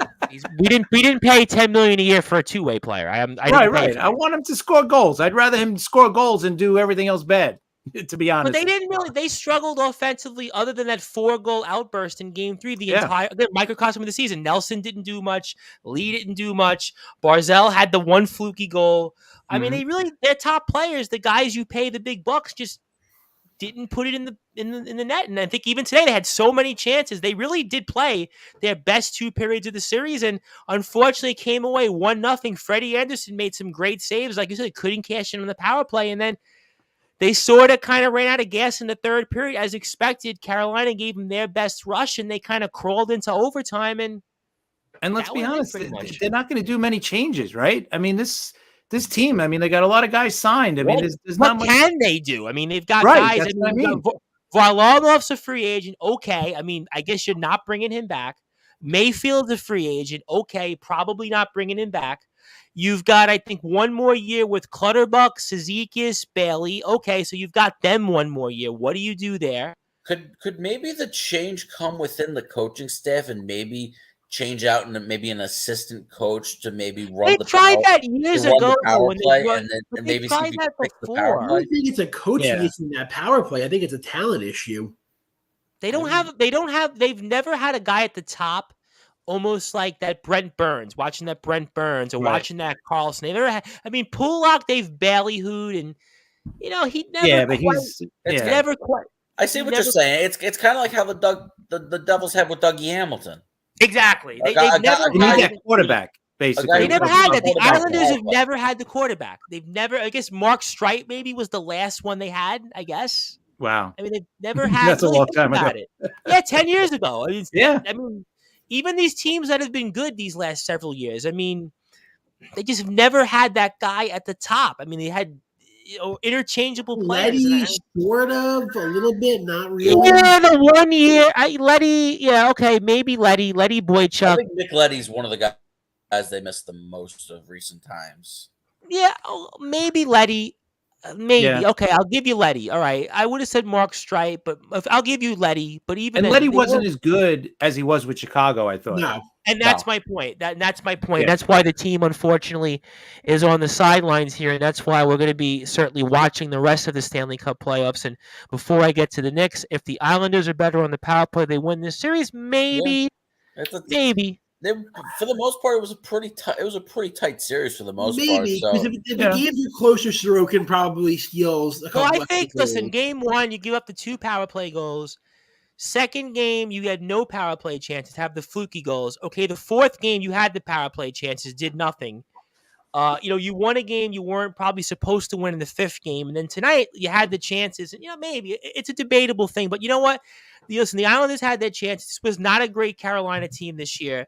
No. They're missing some guys. They're very beatable, but we'll see about that. I'm mostly disappointed for the fact that we could have had the potential for Islanders Devils or Islanders Rangers in the second round, because that should have been a more even series. I thought this was going to go 7. I really did. No, I think a lot of people thought it was, but you know what? Listen. The Islanders, again, this was kind of their season, indicative of their season, very Jekyll and Hyde. At times they put it together, but never really. When you look back on this Islanders season, what it's going to come down to is the power play. And listen, their penalty kill wasn't great either. Carolina killed them. I mean, what they have? Carolina had 5 power play goals in this series, 4 or 5 goals. What I wonder is going forward how the Carolina injuries affect them in the second round. It's going to hurt them because without no way they're going to be. I think if they're going up. If they're going up, what would they be facing? New Jersey or the Rangers? They're going to have home ice, obviously, Carolina, but they're going to they either face the Devils or the Rangers. There's no way they're beating the Devils or the Rangers. They're the underdogs, both teams. I think for different reasons. I think the Devils can just skate circles around them, and I kind of think Devils. The Rangers, I think. The Hurricanes' offense doesn't scare me without Svechnikov, and I don't think that's why to me the Islanders regularly score on Chesterkin. You give up that many power play goals against a team that was missing big weapons. I mean, they just to me, listen, we could talk about till the cows come home, but I want to certainly save, I guess, in some ways, maybe his biggest Dolan time for last, and that is the brute force Brad Weiss. And Brad, I know a lot of people, just like Billy was chomping about the Rangers to talk about here. Converse to the other way, the other tenet of Madison Square Garden, the brute force Brad Weiss. And what a change of events here. I mean, the New York Knicks play maybe their best defensive games the entire season, allow Cleveland only 100 points once. The Knicks also on top of that win 2 games on the road, and they're actually going to have home court advantage here in the second round. The way it works out against the Miami Heat, who found a way. I mean, what a convincing upset for a team that looked like they were not even going to make it through the play-in round. So for those that are listening and watching on Sportzwire Radio, the Brute Force Badwise, you better be singing the tune of New York Stand Up. You know, Tom, I'm going to try to do a U-type introduction. Are you ready? Come on, sing along. Let's go. I don't have a voice at this point, man. This is my We are the second New time York live. Knicks. We are the New York Knicks. Come on. We are the New York Knicks. Come on. We are the New York Knicks. Go New York, go New York, go. Go New York, go New York, go. Go New York, go New York, go. Go New York, go New York, go. Yeah, that's right. New York, stand up. We are the New York Knicks, and we have won a playoff series. Yes. All right, listen. Oh, my God. I am so – listen, you held me down, Tom Bryce. You know, you gave me a nice little break there because I was ready to talk about these New York Knicks tonight. Oh, man, what a treat that this team has given us a playoff series win. I mean, my lifetime. We talked about it earlier, Tom, where we've seen no success, nothing. And finally, this team has shown us something. And not only did they show us something, Tom Bryce, they won a series, but they did it convincingly. They did not fool around. They did not, show any lack of urgency and intensity, right? And even in the second game, when they lost, Cleveland was hitting everything. They were firing on all cylinders. But in Game 3, they buckled down. They won. In Game 4, Julius Randle crying on the bench. That was a tight game. That was, to me, the swing game of the series, was that fourth game where Cleveland gave you their best shot, and down the stretch, the Knicks were able to make the plays and win. That game last week, to me, was like I said, Julius Randle's crying on the bench, as he's done in the past, about, oh, I'm not in the game. I'm not getting my points. I can't do blah, blah. And guess what? The Knicks still did their job. And then, you know what? We're all like, oh, well, we'll lose the Game 5. We'll come back to the Garden in Game 6. The hell with that, the Knicks said. They said they're going back to Cleveland, and we're ending it right there. And that's exactly what the New York Knicks did. And one guy who deserves a ton of credit, Tom Bryce, this is what I do on the Sports Report. I bash people, but I do it for a reason. And I absolutely crushed R.J. Barrett. And what did he do? He came through. And guess what? What have I said from day one about the Mitchell trade? Oh, well, you should have given up Barrett for it. Well, guess what? Barrett said, hell with that. You didn't want to do it. He was clutch early in the series and at the end of the series. Yep. He said, hell with that. I'm going to show up, and I'm going to show out, and I'm going to take that. And I outplayed Donovan Mitchell the last 3 games. And he was a non-factor, really, in this series. I mean, if you think about it, after Game 1, really, he was not. I mean, he had 30-something points in Game 1, but after that, he was nothing. You give credit to a guy like Barrett because he was also defending him at times, but the guy who deserves the most credit, and a guy I can't even believe, I was on segment, weeks ago, Tom, saying, yep. Oh, well, we got another Quentin Grimes. We got another Miles McBride. Well, he's certainly not that. Josh Hart. I mean, this guy is fantastic. I think he was the difference in this team's season. Remember the first month of the season against the Thunder, where they give up 140-plus points? Think about where this team went, where they were the only – yeah, go ahead. Oh, man. I mean, you're just talking about it, how they're letting up points, but it's more than just points. It's possessions, Tom Bryce. He's a rebounding machine. He gets on the loose balls. Like, every loose ball is Josh Hart's ball if he's on the court. Every rebound is Josh Hart's. You hear him messing with Mitchell Robinson about how he's a better rebounder than him. And what does Mitchell Robinson do, by the way? He steps up his game and has arguably his best game in Game 5 of his Knicks career. 11 offensive rebounds and just dominating against those 2 big guys, Mobley and Garrett Allen. So the New York Knicks, ladies and gentlemen, I cannot believe I'm saying this, but the New York Knicks are legit, and they have a chance to do something special this season. And again, everything's falling in their favor now because now they have the home series advantage. Yes, they're playing the Miami Heat, and I know the Miami Heat ain't nothing to sneeze at because Jimmy Butler is one of the best. I mean, he went off in Game 5, and even the way they came back. I got to correct you for a second. You pronounce his name wrong. He is Jimmy Butler. That's true. You're right, Jimmy Butler. But listen, this guy who by the way deserves a lot more credit than he's gotten because he's been one of the best playoff performers for years now. I mean, last time in the bubble. Remember in the bubble a couple of years ago? I mean, he was off. We remember speaking on the air about that. Remember him? He was amazing. I mean, everyone forgets too that how good he was against Boston in that conference. And they lost, but you look at the two teams, and Miami was clearly the worst team, but Jimmy Butler almost won it himself. I mean, and you look at what he just did against Milwaukee without Tyler Hero, without Victor Oladipo, and he's still getting the job done. So listen, we have 98 points in games 4 and 5. Unbelievable. So this guy is a superstar in the playoffs. He is. He's one of the best players in the playoffs. He's one of those guys on the big stage for the Devils fan, Justin, almost like what Claude Lemieux was for the Devils. He would all of a sudden come out in the postseason, and this guy would play like 3 times better than he did in the regular season. Jimmy Butler, I mean, he's basically doing that as I think he playoff record he set for points in a playoff game in Game 5, what he does. I mean, listen, Miami is going to be no pushover. And again, a rivalry renewed. I mean, for people like Joey Bosa, I mean, they had some wars back in the day. They are not an 8 seed that anyone wants to see. Because listen, like we just said, they've had playoff runs. I mean, they just had one. They got to the conference semifinals. Right in the bubble, they get to the finals. This team knows how to win in the playoffs, and Eric Spoelstra knows how to coach. I think he might be. Listen, I mean, he might be the best coach left out there. I mean, in terms of what he's done with the team. Definitely one of the best. Yeah, for sure. So, listen, this is going to be no easy task, Tom Bryce, but everything's in the Knicks' favor, right? We have the better team at this moment. When it comes to the bench, especially the bench is a big advantage, right? And, a starting lineup, they're missing Tyler Hero, who's a really good player for them.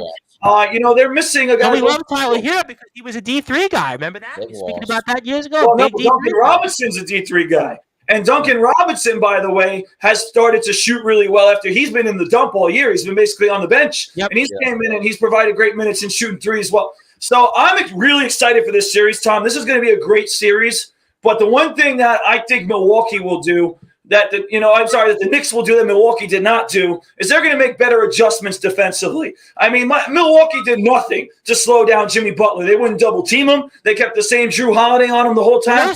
Drew squared off. I mean, they have history. I just don't get why they didn't make the adjustment. I mean, I don't know. I mean, listen, we just unfortunately said the sad news. Budenholzer's mind might have been somewhere else rather than the games. Maybe the whole team too. Maybe the whole team too. That's their coach.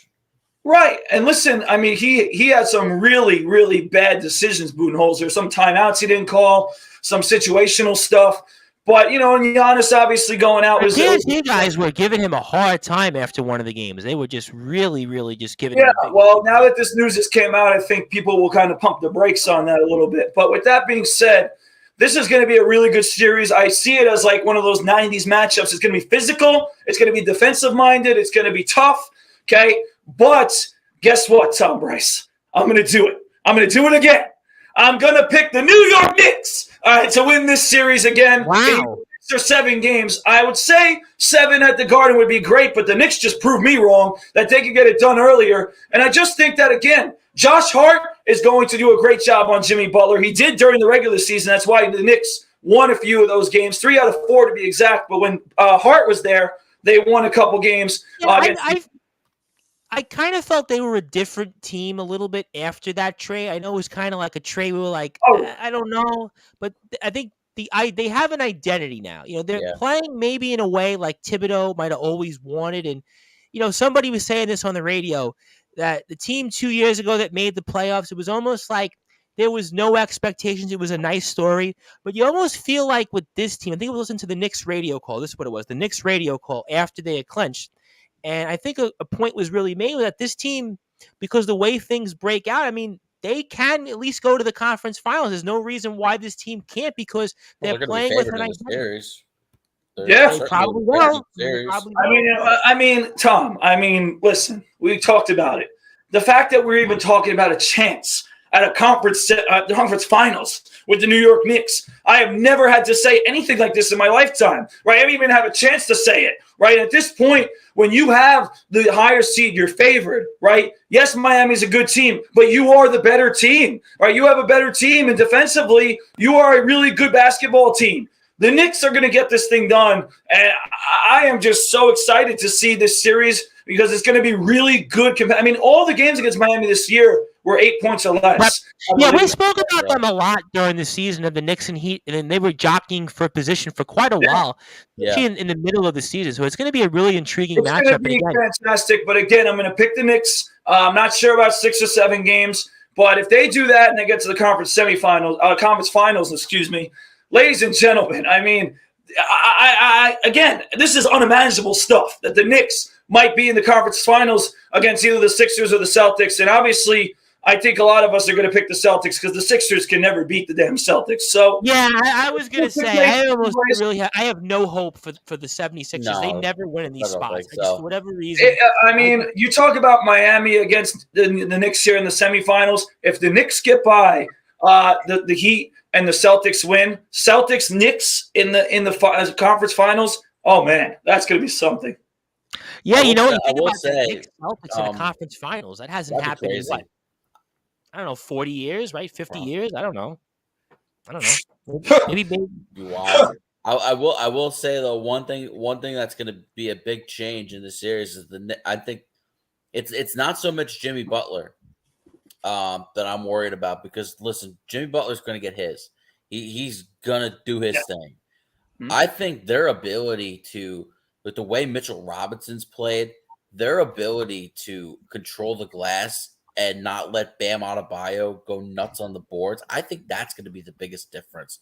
I think he had his way in that first round series against Milwaukee, and they were able to control the glass. Miami's not going to be able to control the glass against the Knicks, and I think that's going to be the biggest difference, and that's why I think the Knicks are going to win the series. And I'm going to say the Knicks are going to win 6 games. I think they are the better team.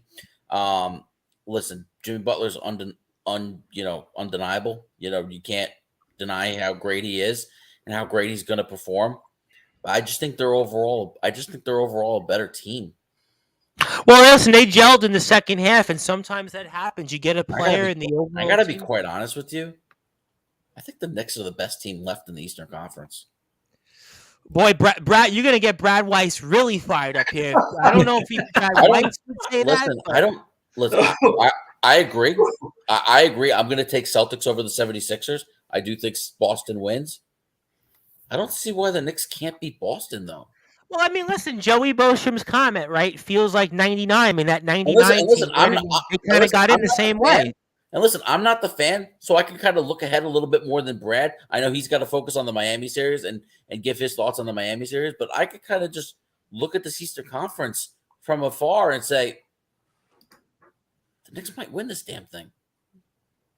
Well, listen, there's a possibility. They're one of 4 teams left, right? So at the end of the day, they are in it. So you have to give them that. So there's 4 teams left in the Eastern Conference, and you do have to give them that. There are a couple of series still taking place. The Lakers seem like they're on their way to returning to the second round. They're crushing Memphis right now. It's 86-55. Yep. And Boston cashed their ticket earlier against Atlanta, 128-120. And Sacramento, everybody I think in America is rooting for Sacramento except for the Golden State Warriors fans. Quick comment. The Sacramento Kings were fantastic tonight. I mean, their backs were against the wall. You know, everybody's like, oh, Golden State never loses at home. They were coming off 3 straight losses, Tom, the Sacramento Kings. And for a young team, that's an easy collapse right there. They were ready. They made a statement tonight. You know, I think a lot of people are going to be hard-pressed to actually pick against Sacramento, especially in that environment there in a 7th game. I mean, the way they played tonight, you got to give them a lot of credit. So I think a lot of people are going to be rooting for the Sacramento Kings. So we'll wind up. It's going to be for a chance to play the Lakers, because the winner. Hey, you know what? And I think you have a very winnable path. So, you know, it's going to be Nuggets and Suns. It's going to be Nuggets and Suns in the next round. And the Lakers obviously up 29 points right now, barring a major disaster. You could put them into the second round, and it would be the winner of Game 7's Warriors-Kings. Well, I'll tell you what. Listen, if you're the Kings, maybe you're like the Knicks. Maybe you have your path. Listen, the Knicks and Kings, they've had the last 20 years combined, The like difference almost. is that I think they'll be underdogs. The Knicks are favorites in the series against Miami. I think they'll be underdogs to the Lakers. I would agree with you, but my only point was in the last 20 years between the two teams, they have about the same amount of success. Pretty much. Nothing. Yeah, pretty much. Kings have done that. Knicks might have like one division title, a couple of playoff appearances as cameos, but that's about it. But we certainly have run the gauntlet tonight on Sportswire Radio. We have a lot to talk about here. I mean, we tried to pretty much pack everything in here. So let me get to some closing thoughts here. First, I'm going to go with Chris Bizzea. Obviously, Chris, really enjoyed what you brought to the table tonight. Obviously, got a lift-off Jets show I'm going to play here, intermittent. I think I'm live one time coming up here this weekend, so I'll play it for those that are listening and watching. I want to give you the floor. Any other closing thoughts here? And always enjoy your banter with us, and the floor is yours. Thank you, Tom. Guys, great show as always. Great talking to you guys. Yeah, I'm looking forward to the end of the draft tomorrow. Me and Sharman will wrap it all up next week with an episode. We'll break down all the guys that we drafted. We'll get in a little more detail as Sharman can. And with talking rivals, we'll get into the Yankees and the Red Sox and where they're headed, which is not a good area for both teams. So we'll probably talk about that. And so we'll probably have talking rivals on Monday, and then like Wednesday or Thursday we'll have the. Usually I get it either Wednesday or Thursday. So whatever works. Depends on with Sharman would work and stuff, and cool. But we should be there. We should be giving you guys a show for that. So if you want to look us up, we're at Talking Rivals on Twitter, at Liftoff Jets, myself at CP7NY. The Talking Rivals, also TalkingRivals.com. Catch up on all the old episodes. And we'll see you guys next week. Yeah, I'm looking forward to it. I actually got a chance to listen to the show here this week. So I've been listening to a lot of the shows. Obviously, also listen to your draft show with Sharman. So I enjoy them. I use them as kind of in between when I go on these different times. So all great stuff. Everybody follow you. And Billy, I'm going to go with you first. Obviously, happy to have you again after Chris, and want to give you some closing thoughts and anything else you want to share with us, Billy. And the floor is yours, and fire away, my friend. Yeah, thanks, Tom. Great show, everyone. Thanks for having me back. Find me on Twitter at WMCINE. Tune in tomorrow. You'll see me, tweeting through the pain of watching this pathetic Rangers team try and play hockey. Well, we'll see. The closing thought is thank God the Giants are having a good draft, because the Mets and Rangers are just depressing right now. So, well, I don't disagree there. Maybe Joe Shane's figured it out. Maybe the Giants are going to do something, because the Rangers are done tomorrow, and the Mets are looking like they might be the second best team in a division. So that's where I'm at. Thanks. It's really I hear you. Listen, the Mets right now is definitely not a good run, and the Rangers. Let's see if they can turn it around here. Justin, want to give you the floor here and some closing thoughts. Anything else you want to plug, share, say, and we'll see if you're victorious. Conversely, opposed to Billy, and floor is yours, my friend. Yeah, thanks, Tom. I want to just read this. I want to read this stat that I just saw. This is something wild, and this has to do with the NHL, because the Dallas Stars just eliminated the Minnesota Wild in six games tonight. 4-1, right? Yeah. So since the Twins won the 1991 World Series, the Twin Cities, the four major sports, they're one of the cities that have all four major sports. Timberwolves, Wild, Vikings, and with the Wolves, Wild, Vikings, and Twins. The Twin Cities teams have made the playoffs 50 times since then, and have failed to reach the championship every single time. The only no other metro area with all four have gone 30 times without reaching the championship. Wow, 50? 50 straight playoff appearances for a Minnesota-based sports team without reaching the championship. And the Twins have had a lot of playoff appearances in that run. But they end up playing the Yankees and lose. No, the Vikings were in what since then? Like maybe 3 or 4 championship games, maybe 4. Okay, Timberwolves. You had the big 98 loss to the Falcons. 98, 2000, the Giants. They didn't show up against the Giants. Another one in the middle 2000s, right? Against the Eagles. Didn't they have one? Didn't Favre get into the conference championship one year and lose? Who's that? Yes. Didn't Favre get into the conference championship and lose one year? 2009. That was against Right, the but then, Saints. but then Four- I just a think few, four but then championship just a games. few short years ago, they had the Case Keenum team lose to the Eagles Yeah. Yeah, I after had the 4 Minneapolis championship Miracle, games. and then I think the Wild have been to like one conference final or 2 conference And the finals. Timberwolves had one Yeah, conference Playwolf has final. been there. The Timberwolves 2004. It was Garnett, Yeah, Sprewell. I'm trying to think who else was And on did that the team. did the North when they played as the North Stars? Did they ever make it? Did they ever win a cup? No, but wasn't that 1991? They went to the Stanley Cup final. I believe that's, if I'm not mistaken, on your or trivia, Justin. I believe that was 1991. The Twins win the World Series, and the North Stars got to the Stanley Cup Finals. And since then, as you Yes. pointed out, nothing. Wow. yep. Well, I don't remember that one. Maybe you'll make Brad feel better in his closing thoughts. So, hey, listen. Obviously, That's pathetic. That is pathetic. It's Wow. pretty bad. Listen, I am excited / nervous for tomorrow night. Obviously, like we said, I don't count the chickens before they hatch. I will not feel comfortable until the handshake line, and we would potentially be moving on. That's the only time I'll feel comfortable in this series. But other than that, I'm going to continue to be cautiously optimistic that my team can pull through. Obviously, the Devils have been a nice distraction for how poorly the Mets are playing.